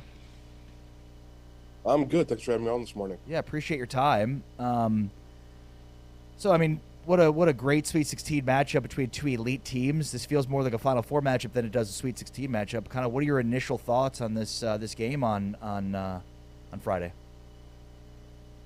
Yeah, I mean, it's interesting. There are a lot of obviously good matchups in the Sweet 16 because all these teams are incredible, but I think Illinois Houston's probably the best, just based on where these teams have been all season, where they're ranked now. So tough for both teams to kind of get this game, as the Sweet 16, and have to play through one another to get to the Elite Eight. But yeah, it's an interesting matchup. One, Illinois saw 4 years ago in the tournament, lost in the second round to Houston. So obviously completely different teams on both sides, but Illinois is, and Brad Underwood are at least familiar with what a Kelvin Sampson team is going to do. It's interesting, kind of on the flip side, that what Illinois does now is so far removed from kind of what they were doing when the two teams met in Pittsburgh several years ago. So that's a little different, but should be terrific basketball tomorrow. Scott, number one, that is a 5-star Zoom background that you're rocking today. Love it. And then number two, I'm a proud alum of the Kansas State University, and every time the K-State basketball job opens, coaching job, Brad Underwood is like the number one guy that everybody talks about. Did Brad Underwood even sniff the K-State job, consider in any way? Did he even take the phone call during this recent cycle? I'm probably gonna have to say no. Okay. A few reasons for that. One, he's got a pretty good thing going at Illinois, just in terms of commitment to him and his staff from the administration, in terms of money being spent, in terms of facilities, in terms of success that he's had over the course of the last 7 years, really, to build this program back to what it used to be, which is in the NCAA tournament all the time and competing for Big Ten titles. Two, he's got an interesting wrinkle in his contract now, a non-compete, as it were, for some other basketball jobs. Now, how ironclad is that? Lawyers are going to do their thing if that ever came to be. It costs a lot, I think, to break him out of that, but he's also just really maybe not interested in leaving what he's got in Champaign, and he kind of talked about that this past weekend in Greenville after beating VCU, locking up another Sweet 16 appearance, that his words were like, why would I leave, after mentioning all of the things that he has at his disposal to keep building this program. Yeah, I mean, it's not Kansas, James. Oh, wow. Wow. Yeah, if you want an Illinois coach to leave for a school, you got to go to Kansas. Well, you've got to go to Kansas. Yeah, yes, that's right. I understand. That's We're my very fancy over there. My alma mater. We're talking with Scott Richie here, Illinois men's basketball football reporter from the News Gazette, and I erroneously called the game on Friday. It's, of course, Thursday. Tomorrow, as you mentioned. What's like the game within the game here? Like, what's the most intriguing matchup for you? I think it's the one that just kind of pops is obviously the Keaton Wagler, Kingston Flemings of it all. I mean, you got two just star freshman guards, two lottery picks, two guys that have been really important to their teams. I mean, that's the exciting, I think, matchup. And I don't know that they're going to defend each other that much, because then Colin Boswell will certainly draw the Kingston Flemings assignment. But I think it's, for me, how Illinois matches Houston's physicality. I mean, that's just sort of a Kelvin Sampson staple. And there have been times this season where Illinois just, because they have plenty of it, they just maybe haven't dug deep, when necessary on that front. A few times this season, they really showed that against VCU in the second round. VCU likes to get out and run, likes to force a lot of turnovers. Illinois sort of reined them in, matched their physicality, turned it into a half-court game. And I know Houston is fine with a slow pace, and in previous years that might have been an issue for Illinois. Team likes to get out and run, but not so much this year. They've kind of dialed it back a little bit, which suits this roster better. And I don't know, I think that should make for maybe just an even better matchup. Just two strength versus strength, head-to-head kind of thing. And I don't know, it's intriguing. Yeah, when I think of Illinois, I think of an up-tempo, elite, spacing-based offense that's more of a finesse team. Am I wrong in that kind of stereotype of this Illinois team? And then how has Illinois competed this year against the bigger, more physical, slower-tempoed teams of the Big Ten?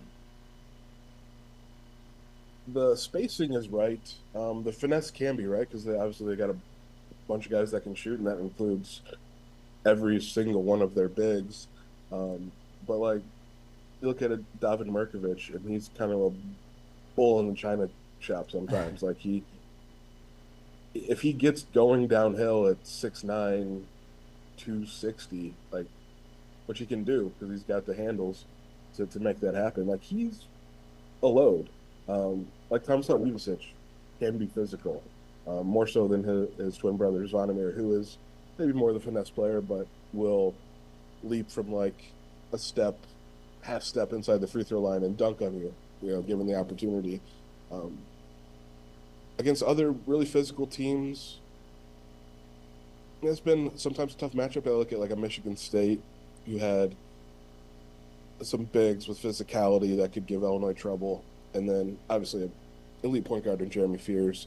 Michigan probably had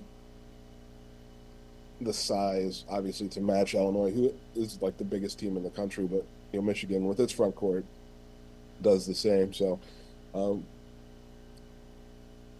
they've had moments where that's given them trouble, but not consistently. But the pace is different. Like, they got out some in transition. They will when they have the opportunity, but that's not what they're looking for now, because they're at their best when Keaton Wagler just has some time to operate in the half court, and their offense is very much read based, and they're hunting matchups and going after what they perceive as their opposing team's biggest weakness and trying to exploit that with personnel offensively that are really versatile and can do that. Great stuff. Scott Richie, Illinois men's basketball and football reporter for the News-Gazette. Thanks for your time, Scott. Be well, man. Enjoy the game. Thanks for having me. Scott Richie joining us here, breaking down his thoughts on Illinois and Houston. Should be a fantastic matchup. And, for Houston, I guess the good news here is you get it at home. Did you see the arrival video that Houston posted? No. Maybe it was Joseph Duarte, but they basically got on a bus and went 3 miles. Yeah. And then they get off the bus, and Kelvin Sampson says to Duarte and to the camera, "Short flight." Yeah. I did see that, which is epic. I don't think we can put into words just how close in proximity they are. 3 miles. There's 2 words. Okay, 3 miles. Call you 8 Mile Eminem. And Joseph Duarte is going to be on with us tomorrow. One thing that does get I thought it said donate tomorrow. Taman Turner, our producer, has got a whiteboard that he throws. And good non-perishable items only. Sweet. What are we donating? Awesome. Yeah. Donate only. Duarte. Duarte. Got it. Yeah, Big Joe's going to be on with us. That'll be good. Big Joe. What were we talking about? Oh, the matchup. Houston, Illinois. Yeah. So actually, it's in Houston. I don't know if you knew that. It's in Houston. Yeah. Over under 7 mentions of the game being in Houston. Oh, way over.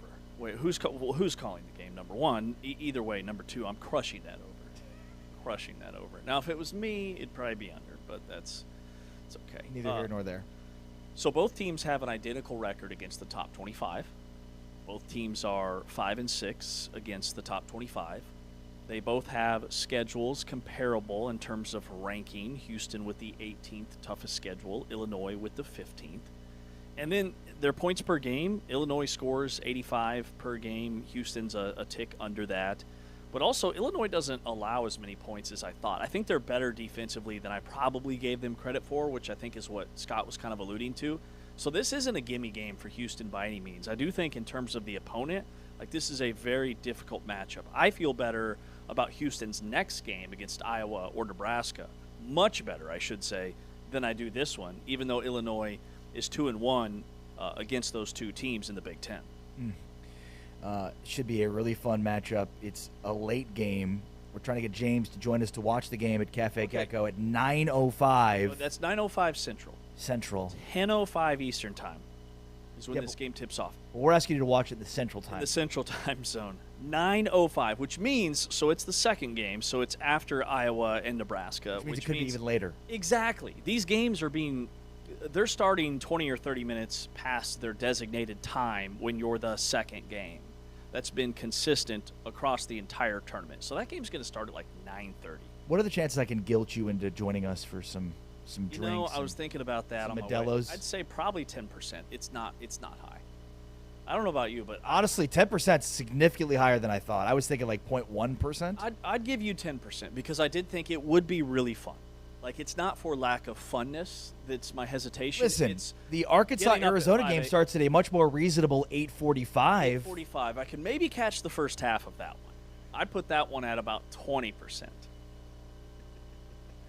It's amazing. It's happening. I'm going to do videos and everything from it. The All-State Big 12 Championship Series is a year-long competition celebrating athletic excellence and the holistic development of Big 12 student athletes. Schools earn points through championship results, regular season performance, and on-field achievements, including academics, graduation outcomes, career development, and community service. The institution with the highest point total at the conclusion of each academic year is named the All-State Big 12 Championship Series champion. The winning program will receive a scholarship donation from All-State along with the All-State Big 12 Championship trophy. Pretty cool stuff. All-State, a huge partner of the Big 12. With James Westlake, I'm Ari Tepkin. It's Big 12 Today on Big 12 Radio. We are presented by Modelo. Heard on TuneIn, watched on Big 12 Studios. Final hour of the show next. And we're talking college football and some of the most important numbers that go into year-over-year success. What are some of the numbers? Turnovers, roster retention, and injuries. Let's take a look at that from a Big 12 perspective. Which teams are maybe most due for regression and which teams are most due for progression. That's next. It's Big 12 Today on Big 12 Radio.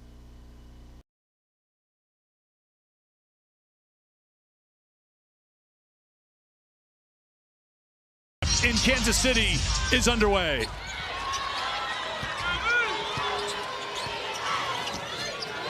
West Virginia basketball. Two teams looking for the first points in this game. Provided by Jordan Harrison. Cook trying to get around Miles. Good feed to McCray. Rolls it in for two. Miles. Defended by Woodley. Miles down the lane. Count it, and one.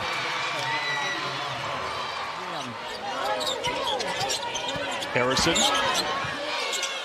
For two. Jordan Harrison, as Christy talked about right at the top of the telecast. She usually will take her defender off the bounce and back them down. But right now, maybe this is going to be two for them. There you go. Great feed by Miles as she finds Parker. Harrison. Count it. It's a three. Mountaineers dodge one there. TCU had multiple opportunities. And right now, with this 9-point lead, West Virginia does not need to be in a hurry. They do not even need to look to shoot the shot until about 5 seconds to go. Inside of 2 minutes to go, Wheeler on the drive. Big B, good shooter. Can't get it. Rebound, McAlusky. TCU's got a foul. They don't get anybody. Here's Shaw all alone for the layup. Cue Country Roads. For the first time in 9 years, West Virginia, Big 12 tournament champions.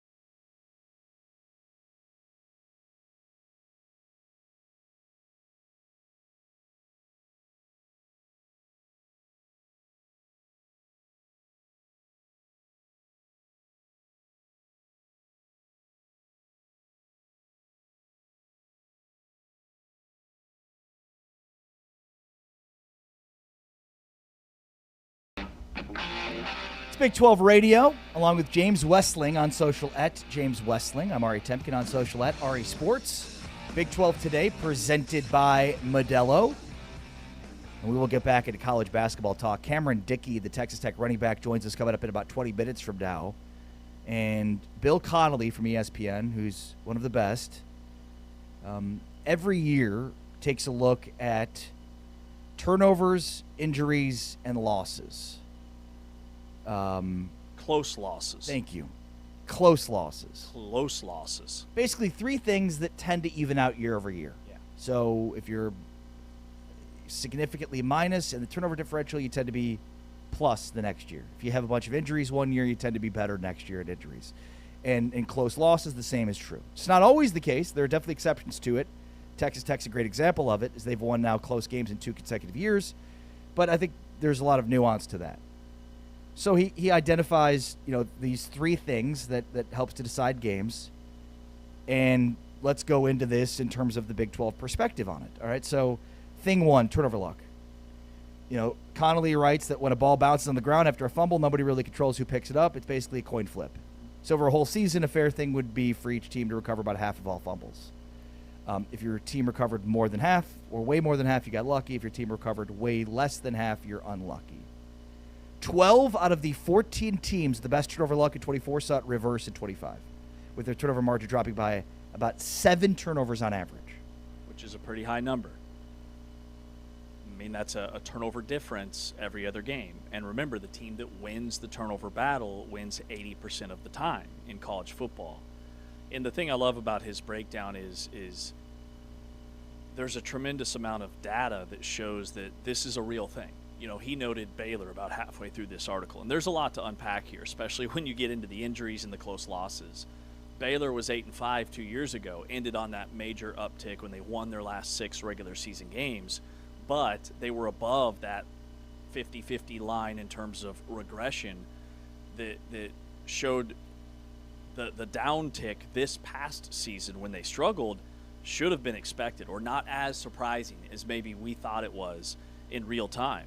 So a couple of teams he's highlighted. Yeah, Baylor went, by the way, from +6 to -13 from 24 to 25. That's what it was. Massive difference. And it was the difference in a lot of games, if you remember right. Like, they weren't winning the turnover battle. He also notes passes that are deflected, the percentage of passes deflected that are intercepted. That's another category when it comes to turnovers that kind of evens out over time. So the two teams that jump off the page, Kansas State was 7th in the country in the plus turnover difference. They could see a downtick this year. Utah and BYU were both top 15 nationally in turnover difference per game. And then some of the teams from the Big 12 that are towards the bottom, like TCU at number 67. Sonny Dykes has been making the Josh Hoover was a turnover machine tour in Fort Worth. And then they go get a quarterback who that's his number one strength, is that he just doesn't make those type of mistakes. Oklahoma State was really low. Kansas was really low. Houston was really low. So those are programs that, by laws of averages, could see an uptick this year in the turnovers, which means they win more games. Yeah, the top 3 luckiest Big 12 teams from last year in terms of turnover luck were Arizona, K-State, BYU, and Utah. Arizona's the one I missed. I knew somebody else was in that top 10. What's interesting, too, is about BYU is it's been 2 straight years. In 24, they had great turnover luck. So did they in 25. That's where you can kind of look and be like, okay, did that have to do with their defensive coordinator, right, who's now gone? And will they regress this year with such high expectations on this team? The bottom 3 unluckiest, so teams that should improve: Cincinnati, Baylor, and Colorado. Those 3 are ones that should improve. Also, K-State being top 3 lucky, despite having the year they had. Right. Sort of surprising. And Kansas State, now they fall into another category, though, that should benefit K-State in that they had a ton of close losses. Yeah, that's thing 2, close game luck, or what Bill Connelly calls second-order wins. So any game decided by 8 points or fewer, basically a 1-score difference. If 2 teams are evenly matched and the score is tied with 2 minutes left, either team could win. That via Bill's Connelly. So Bill C figures out, based on how well each team actually played all season, how many wins should they have had. So he calls those second-order wins. The top 3 luckiest second-order wins teams in the Big 12: Houston, BYU, Texas, Arizona State. Did you say Texas? Sorry, Arizona State, Houston, BYU. And again, there's data to support this, right? Iowa State, 2 years ago, they're in the Big 12 championship game. They had a ton of close wins. Then last year, a lot of close losses. They regressed. Iowa State and Missouri are the top two that he highlighted, who went from a combined 21-6 to 16-9 in wins and losses in close games. So can Houston repeat a bunch of close wins? Can BYU? Now, BYU is kind of the outlier because they've had close wins back-to-back seasons, and I think they're more built for that stylistically. But who are the teams at the bottom that had the most close losses? I see from the Big 12, Kansas and Kansas State, both 125 and 126 out of 134 teams on the net negative side of close losses, which means they should win a bunch of close games this year. The other one's Oklahoma State. 111th. So as bad as they were, they had a net negative when it comes to close losses. So they could see an uptick. Baylor's 95th. Colorado's 92nd. TCU's 90th. And Colorado's the one team in the Big 12 that when you look at turnovers, close losses, and then injuries is the third category, they're towards the bottom in all three categories. They had a very unlucky season. Colorado had by far the unluckiest season in the Big 12. And ultimately, he highlights Colorado as one of the major breakthroughs for this year because of that. By the way, Texas Tech only had one game decided by 8 points or less. Well, yeah, they were beating people by 30 and 40 every Saturday. I mean, it's just crazy to think that, like, did they regress year over year in close losses because they lost one close game this past year after going 6-1 in 2024? They went 0-1 in games decided by 8 points or less. Yeah, it's wild. That is wild. All right, injury luck. That's the third thing. Most stable could regress if they can't maintain health. Teams that were really healthy last year, Texas Tech, Houston, and Kansas State. This is injuries? Yeah. So Kansas State was one of the most consistent teams? Yeah, they were one of the more stable teams. Wow, that's interesting to me because he writes that Kansas State was among the teams that saw their lineups shaken up far more in 2025. Okay, let's think about it. Dylan Edwards. Who else do they lose? Austin Romaine, their best defensive player. Toby Osunami, late in the year. K-State had a ton of injuries. George Fitzpatrick never played, their best left tackle. Does that count? I don't know. But Texas Tech, Houston, being two teams in the top 7 that had the most consistent starting lineup and really were decimated by the fewest injuries. Where does K-State rank in there? I must have looked at that incorrectly. Maybe I meant Kansas. K-State's 40th. That's pretty high. Yeah, they're 40th. They had, a ratio that was kind of middle of the pack. Most unstable with lots of injuries that are poised for a stabilization, Colorado, Oklahoma State, Iowa State. Again, Colorado, 129th in the country. They were plagued by more injuries than anybody. And I think that kind of got lost in the shuffle because of their quarterback rotation. So much attention was on that quarterback position. And is it going to be Salter one week or Julian Lewis or Staub the next week? That maybe we lost sight of the fact that they had as many injuries as anybody in the country. Out of, I guess there's 136 Division I teams now. To be 129th, that tells me they were really beat up last year. Yeah. You know, one of the other things that's interesting is, you know who's top 3 in all of these 3 categories? Top 3? Yeah. Who? Indiana. They're top 3 in turnovers, top 3 in close games, and top 3 in injury luck. Which shows why they were so successful last year. But it also shows that they could fall off a little bit this year. Oklahoma State is another team that's towards the bottom in just about every category. They were 124th last year in most injury-decimated teams, so they dealt with a lot of injuries. And again, just year over year, that's a stat that historically, if you're really beat up one year, the next year you get some of that luck back. West Virginia, 94th in the country. They had a bunch of injuries last year. So it's really just a fascinating study, and I think can give teams a lot of hope coming into this year that that were on the wrong side of these three categories a season ago. Well, and 3 teams stand out with checking out 2 of these 3 boxes for regression, which would be BYU, Utah, and Houston. BYU is top in turnover luck and close game luck. Utah was top 3 in turnover luck and close game luck, and Houston was top in close game luck and very stable lineup. Not a lot of injuries. Same thing with Arizona. Arizona was top 7 in the country in turnover luck. They didn't have a ton of injuries last year. Can they sustain that success? And those are the biggest questions, I think, about Houston and Arizona, because coming into this year, you have a ton of starters coming back relative to everybody else in the league. So the talent is there. Can you sustain that and have another 9 or 10 win season? When you look at the teams most likely to improve based on being unlucky in multiple categories, Cincinnati, Baylor, Kansas State, Oklahoma State, Colorado. I'd buy 2 of them, Oklahoma State and Kansas State. You wouldn't buy Colorado? No. The thing about Colorado is they go 6-6, and analytically they're going to chart very well because that's a 3-game improvement, right? You go 3-9, 3-game improvement is making Drastic, a bowl game, right. and considered drastic. Now Dion brought in transfers who combined for 182 starts in this cycle. That's the 3rd highest tally of any other team in the country. The other 2, West Virginia and Oklahoma State. So Bill Connelly notes that the top 3 most productive portal classes in terms of experience and career starts are in the Big 12. Colorado, West Virginia, and Oklahoma State, not necessarily in that order. So if things flip, all 3 of those teams, by the way, were towards the bottom in several of these categories, which means it could be major breakthrough years for those 3. And again, with Oklahoma State, they go 4-8, it's a 3-win improvement. They go 5-7, it's a massive uptick. But West Virginia is the one that's intriguing to me. They won, 4 games last year? So if they win 3 or 4 more, they're 7-5, 8-4, and having a very nice season in year 2 under Rich Rod. Well, I'm glad you brought up Colorado because I think the transfer portal haul is important, and if they solidify that quarterback position with Julian Lewis, this is a team that could 100% get to 6 or 7 wins. Oh, yeah.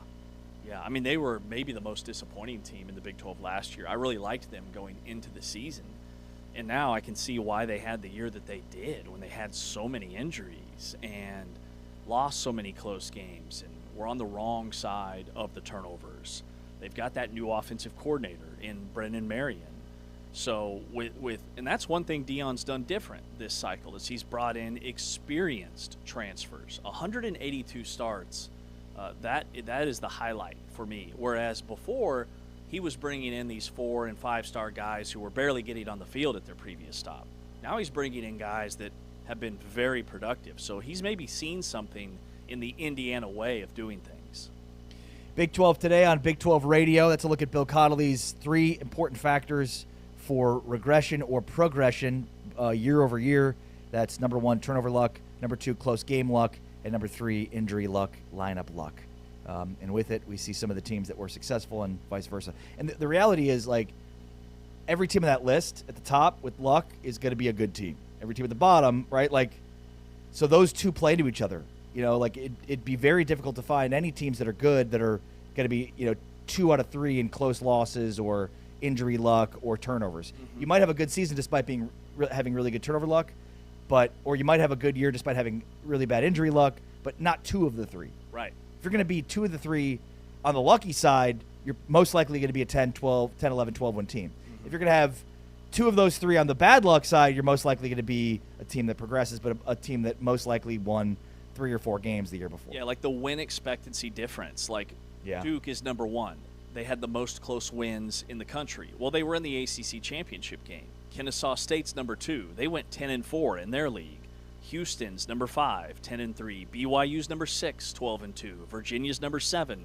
Indiana's number 8. Like, it's just scattered with teams that won 10 or more games. Can that carry over is what Bill Connelly is saying is tougher than expected on paper. But there's no secret that winning close games means you're going to have a very nice year. That's James Wesley. I'm Ari Tepkin. It's Big 12 today on Big 12 Radio. We are presented by Modelo. Texas Tech running back Cameron Dicki joins us next. You're not going to miss Cameron Dicki. What an explosive season he had last year for Tech. We'll talk to him about his preparations for this upcoming season. It's Big 12 Today, presented by Modelo, heard on TuneIn, watched on Big 12 Studios.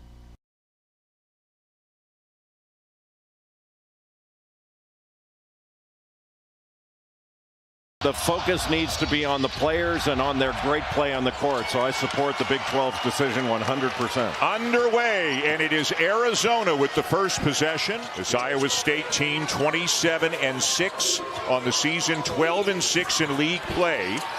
They finished in a three-way tie for third, but because of tiebreakers, fell down to the 5 seed. Is what makes him so incredibly valuable, and that's one of the biggest reasons he's Big 12 Player of the Year. Two-man game, Lipsy and Buchanan. Rebound, Lipsy. Momcilovic for three. And they are extremely talented, and this guy is one of the reasons why. Tobe Awaka came up with a rebound, couldn't finish, got it back again. And Del Orso knocks down his second three of the night. Heat averages almost 3 assists per game. Deflected by Del Orso. He's got it back. A little Euro step, and it rolls in for him. What a sequence, Jay, here in the closing seconds of the first half. 2 huge threes in transition by Momcilovic. He's going to try one more. Got it! Oh! Tobe Awaka down on the baseline with Krivas. They can duck in hard. Bradley can't shake Torrey. Forces it up and hits. Finds Buchanan. 10 to shoot. Buchanan looking for somebody to give it to. Finds Lipsy. 5 to shoot. Tie game! Remember, it's not just the first shot. It's the offensive rebound. Bradley trying to do it himself. He does! He hit it!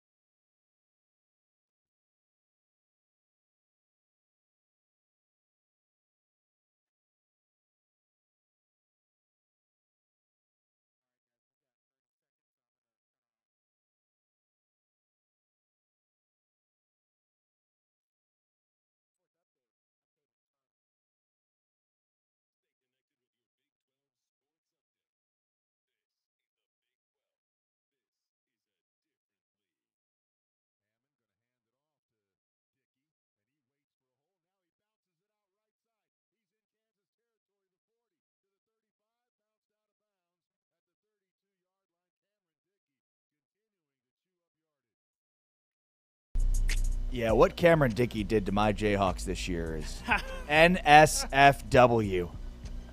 Cameron Dicki, the Texas Tech running back, joining us now. 263 yards rushing against Kansas. Was it only 263, Cameron? Because it felt like it was more than that. Man, I believe it might have been that, but honestly, there was so much more left on the table of that game.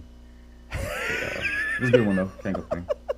So, yeah, exactly. Like, it was only 263. It probably could have been 363. We're talking with Cameron Dicki here, the running back for Texas Tech, who had an incredible season with Jacoby Williams last year and helping to lead Texas Tech to a Big 12 championship and onto the college football playoff. You have such an interesting story from, Crockett High School in Austin, which is not exactly a football powerhouse, extremely under-recruited. It was Texas State and Lamar that were in on your recruitment along with Texas Tech. So just take us kind of, in your decision-making, your only top-level offer was Tech. Why did Tech offer despite it being the only Power 5 offer? To be honest, I think it was a track time I dropped. I was kind of like in the mix with them, and I ended up dropping a pretty good time on the track. And Coach Blanche, she ended up texting me after that meet. He was like, "Would you run?" Send him the times for that track meet. He was like, okay, we'll have to get you down here. And yeah. Wow. Ended up with them. Man, that's awesome. Think about that. He got recruited to Tech because of a track meet. Right. And that's a great snapshot of how detail-oriented Texas Tech is in that recruiting process, even for high school prospects. Everybody talks about the portal. Like, they're recruiting at a high level at the high school level. Cameron, I'd love to know, like, that running back room's a little bit more full this offseason with Quentin Joyner hopefully coming back. So what's that relationship like among you guys in that running back room, and how do you see your role this season, and are you like the alpha now in that room? I'll say we have a great relationship in the room. We're super competitive. It's going to make all of us better. And I think the role in the room now, I'm be able to play more on special teams, and then I'm gonna be able to feed who's hot. You can go anyway, 3-man punch. And then also we have some young guys in the room. They've been looking pretty good. So excited to see what they do this year. And then I think it's gonna be like whoever's ready to go. Coach gonna call her name and we'll go out there and perform. So what was last year like for you? I'm sure all the work that went into it is what helped to lead you to the season you had. But from the outside looking in, it's like, who's this Dickey guy for Texas Tech?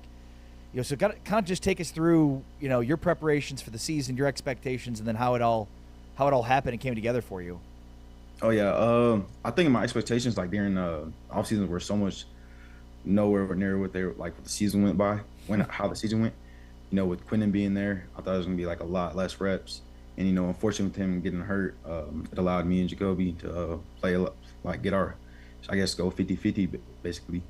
And it was unexpected, super unexpected, but it ended up being well for us. And then it's gonna be super glad to have him back next season. So Cameron, you go from 41 rushing attempts your first year in Lubbock to 209 last year. You had 14 touchdowns. You had 1,100 yards, averaging 5.5 yards per carry, just a monster year. 16 touchdowns if you factor in the receiving touchdowns. So how do you take care of your body? Like 209 rushing attempts, that is a lot for a running back, especially in today's era. So what goes into the offseason or in-season, recovery, and how do you stay healthy? Oh, I'll definitely say it starts in the training room. After the game, we're in there in the morning, getting checked up, whatever, any bangs or bruises, make sure to get those taken care of. If there's anything bad that happened from the game, like a deep bruise or whatnot, we're working it out, staying on it throughout the whole week. And it's just like, I would say just my routine. I built like a pretty good routine. I'm in there Monday mornings, getting mobility done, Tuesdays, saunas, and then ending every practice at the cold tub with the cold tub, hot tub, cold tubs. It's just like a little routine I built. So I think just staying on the routine has helped my body a lot. So do you ever get in those what are they called, sleep deprivation tanks or something that you guys have at the football complex? Joey was telling us about them, where you can be in there for 20 or 30 minutes, and for your body it's like 8 hours of sleep. It's some ridiculous new age technology. Tell us about the tanks. Oh yeah, those tanks are awesome. You know, you just get in there, you turn the lights off, lay in the bed, and it's like, I think it's like 30 minutes, and you wake up just feeling just completely refreshed. It's like, I've been there quite a bit, and every time I wake up, I'm like, oh my gosh, I just feel like a new person. So anytime I get any extra time I get, I go hop in those. So it actually works, is what you're saying. Oh yeah, most definitely. They definitely do. Crazy. What is the, where are you now? Like, how much work has been, are you being put into the season? And then, with so many new players in the roster, like, how does Joey bring the group together? I feel like he just does a great job of what he does. We do a lot of team bonding events.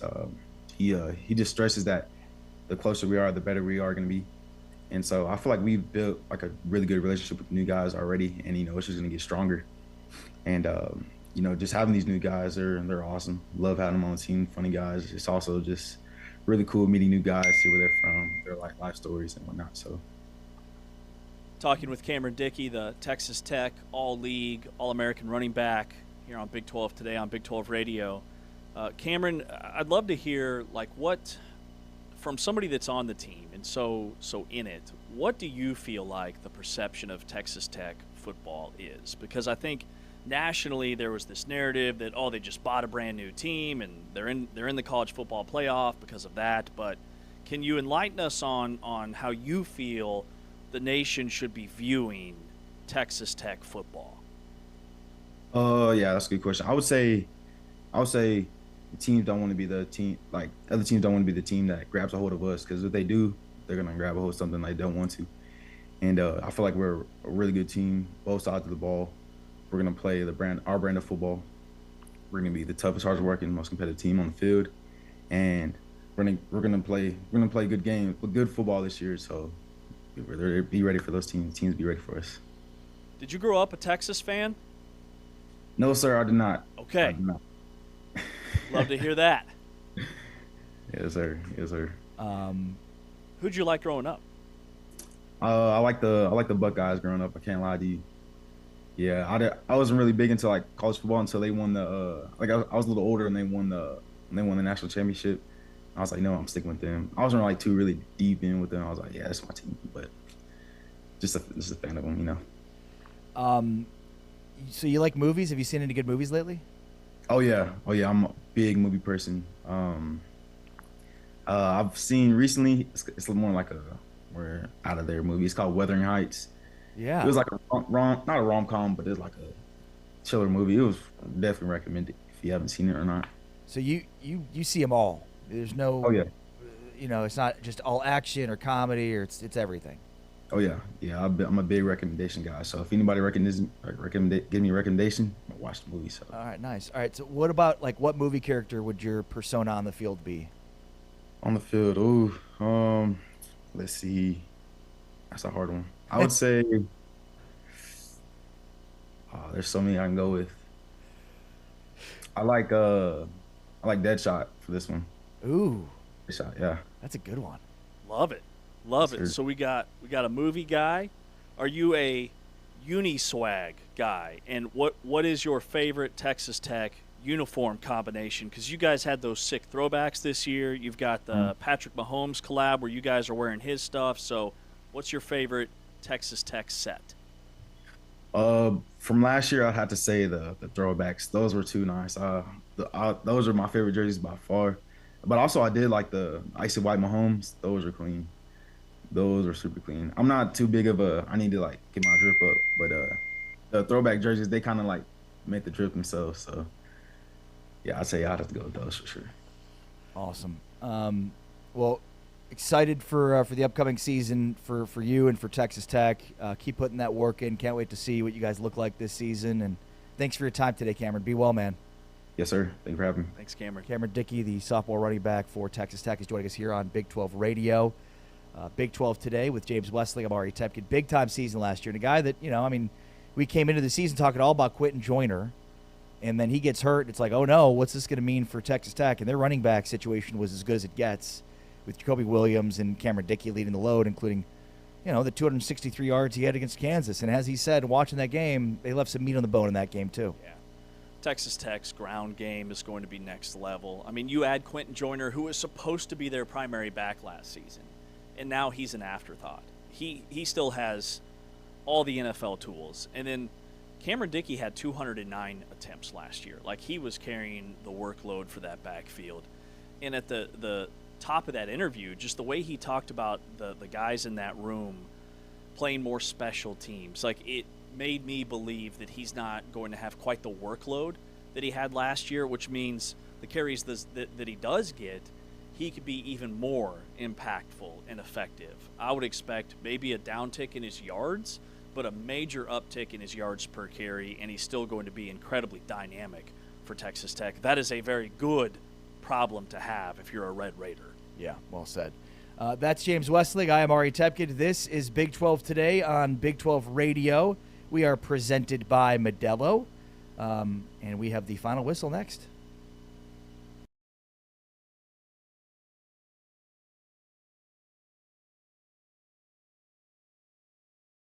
Houston in white, Kansas in blue. Kip Kissinger, Tony Padilla, Brooks Wells, our officials tonight. And we're underway. It'll be the Cougars to open it up. Manuel Sharp is all defensive team as well. He's an underrated defender. You talk about his scoring all the time, but he can guard. Turnaround, Sanak. Great rebound by Tugler. Fleming's the penetration. The feed to Sanak for the flush. JoJo Tugler is a big-time defensive player with those long arms, and he has a live body. And Kingston Flemings was backpedaling before that ball went through. They're physical. Their help is there. They will trap ball screens and exchanges and trap the post. Sanak for three. Sanak and Tiller, a great matchup of two guys at the power forward spot. Both freshmen, both extremely talented, as is that guy. Peterson's got all five for the Jayhawks. Now, this is an important steal. Peterson will slam it. Fleming's letting that shot clock wind down. Now he drives them, and he beat him to the glass. Boy, how beautiful was that? Fleming. Sacco trying to gather it. Tips it to Sharp. Flemings is open. How about that? Well, you talk about an unscripted play. This has been a clinic. Council into Badunga, and it will eventually go in, and that is the first made field goal of the second half for the Kansas Jayhawks. Here, they'll be trying to repeat what a game it should be tomorrow night, 6 Eastern, right here on ESPN.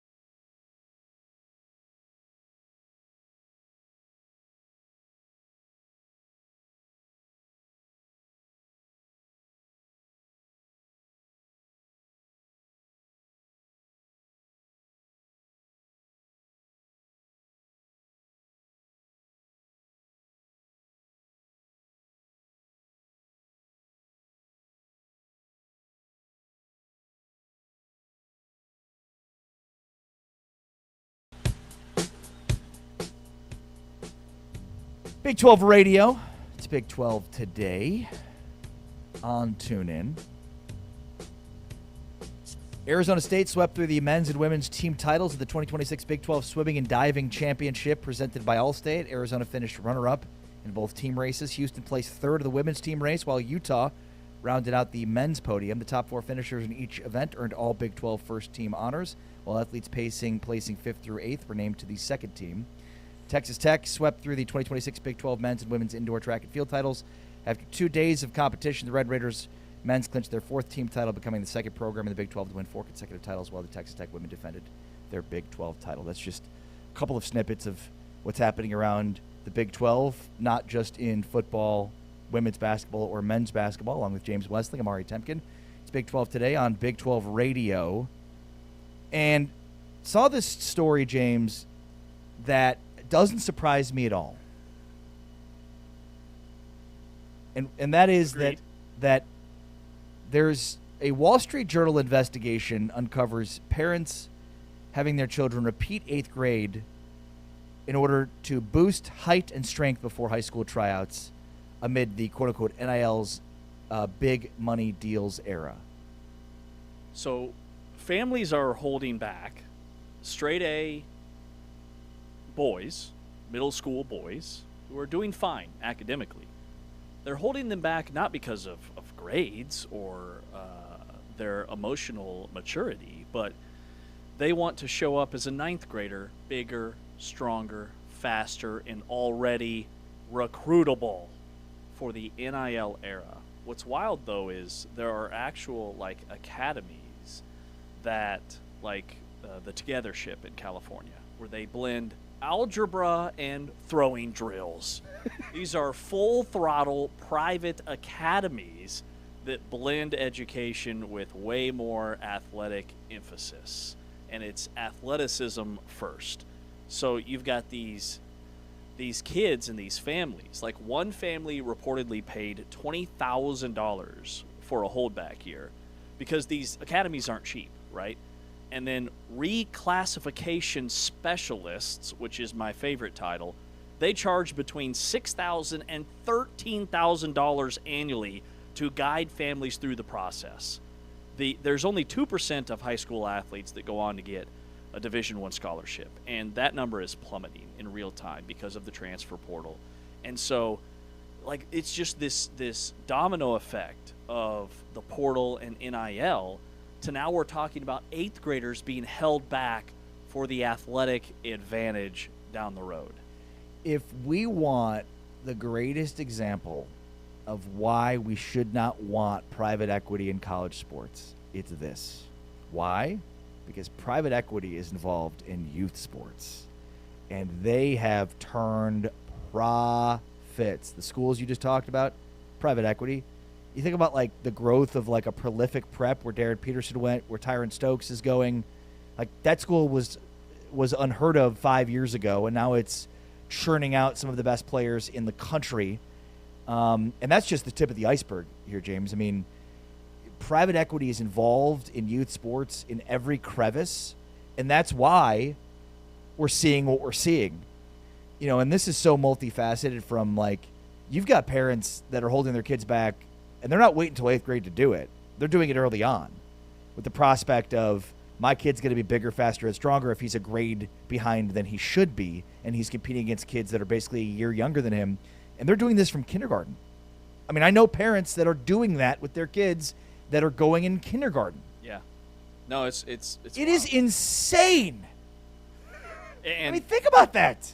I mean, it fuels the obsession for sports at the youth level. And I actually think down the road we're going to find that there's a lot of disadvantages when it comes to mental health for these kids. Like when they're 18, 19, in their 20s and even 30s, they were held back a year, especially the kids that aren't the next LeBron or Darren Peterson or whoever. But a lot of these academies, to your point, let's see, private schools, I was just reading about kind of some of these strategies. Link Academy is the first one when you were talking about how the growth in these academies, like Link Academy in Branson, Missouri, which is about a 4 or 5 hour drive from where I grew up.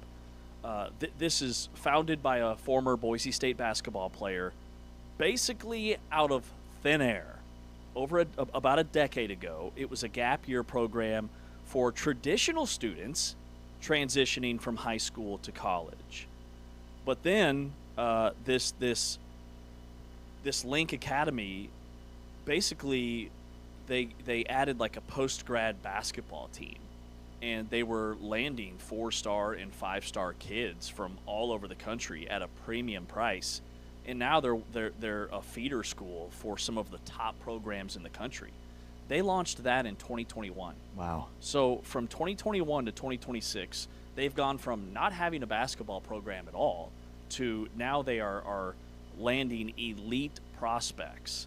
It's essentially a 9-month boarding school, fully accredited with an elite basketball development program. Oh, here it is. Tuition, $40,000 a year. But I'd imagine most of the kids that go to that school that play basketball aren't paying that, right? Especially the ones at the top end. The whole point of it was we're going to start a school. We're going to have people pay a ton of money to go there because our basketball team's going to be so good. And they'll justify the $40,000 a year based on academics. But we're going to have a really good basketball team. And that's going to lift us up because people are going to be talking about Prolific Prep or Link Academy or, I mean, how many other ones are there that were in North Carolina? And I mean, some of them are escaping me at the moment in terms of the names, but it's just it's crazy. Let me ask you this: who's the best player in the NBA right now? Best player in the NBA?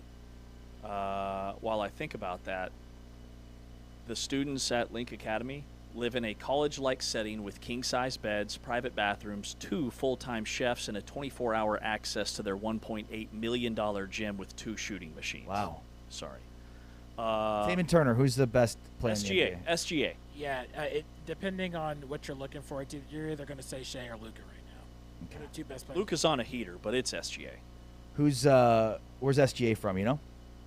From? Yeah. Did he go to Link Academy? No, he's Canadian. Oh. Luka's not American, right? No, he's not. Jokic is not American, right? Who else? Who else is in this list? Dirk Nowitzki. No, currently playing in the NBA. Giannis. Is he one of the best still? Yes. Okay. Absolutely.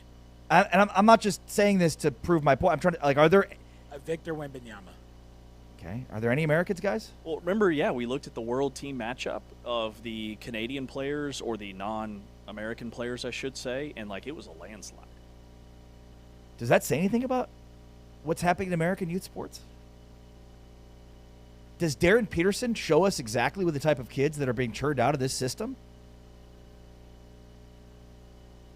Did A.J. Debons grow up in America? He's from New York, right, originally? I believe he did. So he's got a little bit of that New York edge to him. He's from Massachusetts. Yeah, Massachusetts. So he's got some of that East Coast edge to him. It's just an observation I've made. Like, are we? He was born in Boston. Are we churning out more Darren Petersons because we set the deck early on for them to be really good, and they're transferring to 3 different high schools, and they're playing on 7 different AAU teams, and maybe they're not playing in one half, but they're playing in the second half of that game, or they're not going to play in that game at all, and they're just going to save it all for the Peach Jam, which is the big Nike end of the year tournament. I mean, I see it with even in my kids' youth sports. None of the kids that my kids grow up around are going to play collegiately. I don't know what their parents think. Right. Some of these are friends of mine, but, like, they're not playing collegiately. None of them are. Mm-hmm. None of them are. And, you know, there was in my elementary school where my first grader goes, 3 different soccer, basketball, baseball teams. Well, over time, we've consolidated because they want the best kids on one team. Why? Exactly. Why? Why are we setting the deck for these kids automatically? Why aren't we allowing them to face any adversity? Mm-hmm. We spend more money, more time, more energy. We, as parents, we're trying to make sure they don't deal with adversity on their path to greatness. And kids are getting cut at 9, 10, 11 years old. It's insane. And A.J. Debons' dad, by the way, grew up in France.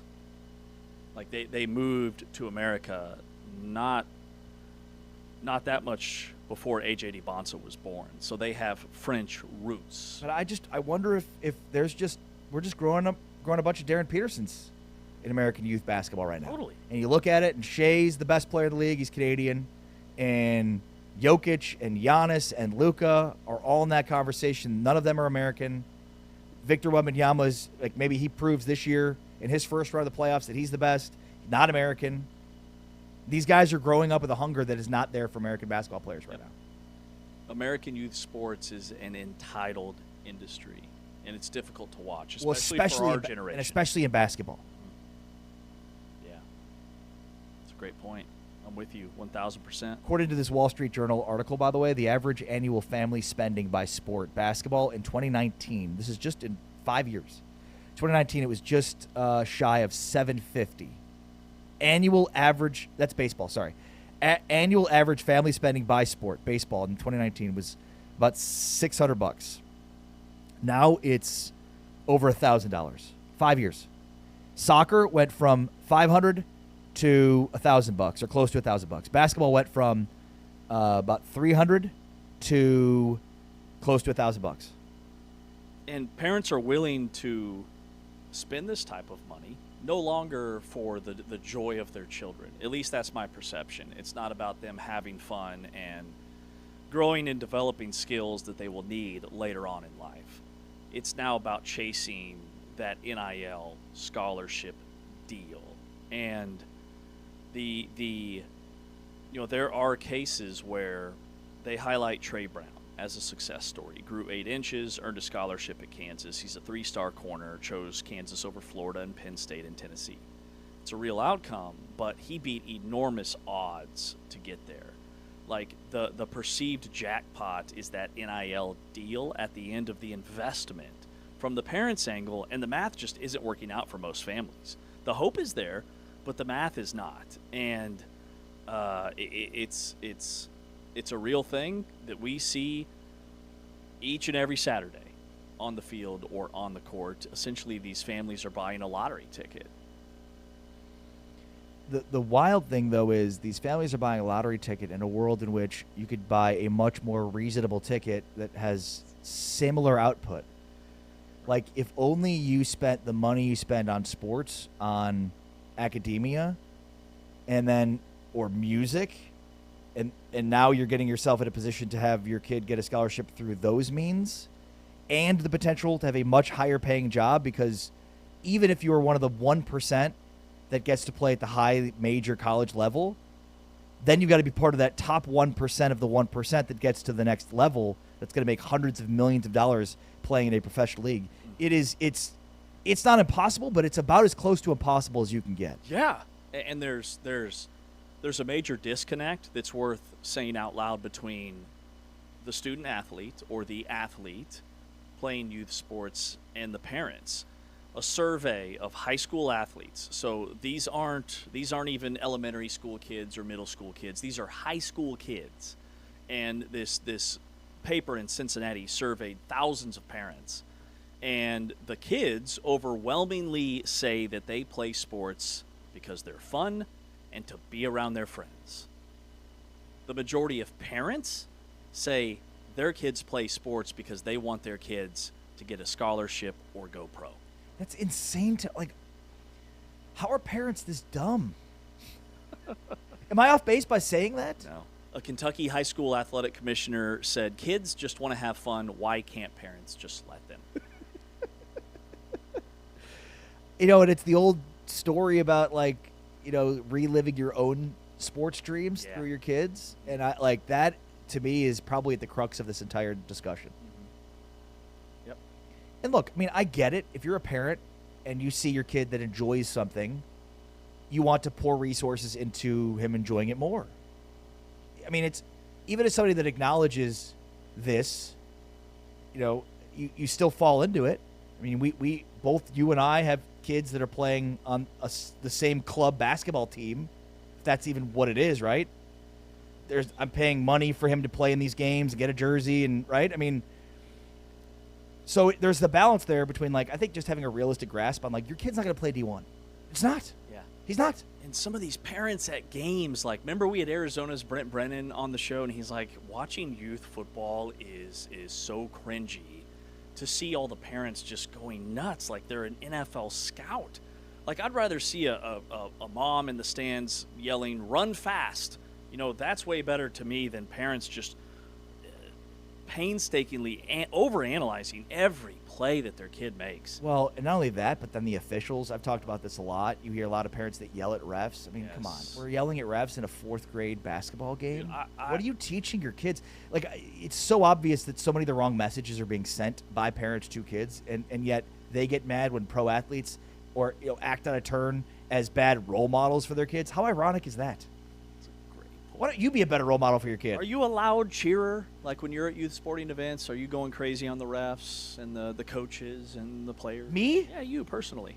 No, I mean, I yell and I cheer for sure, but I'm not – I will say nothing to the refs other than thanks for doing this, thanks for being out here. Same. I go and shake the ref's hand after games. Very calm. A lot of times because I'm an assistant coach, so I'm on the bench. That's right. You're an assistant. But, like, the last thing I want my kid to see is me yelling at a ref and he thinking that that's okay. Right. And in a game, if I see a kid on my team yell at a ref or sits on a ref, like, this is 4th grade basketball. These guys are getting paid like $12 an hour to be there. What are you doing? Exactly. They're getting paid like $75 to be there all day and ref like 8 games. Chill on the refs.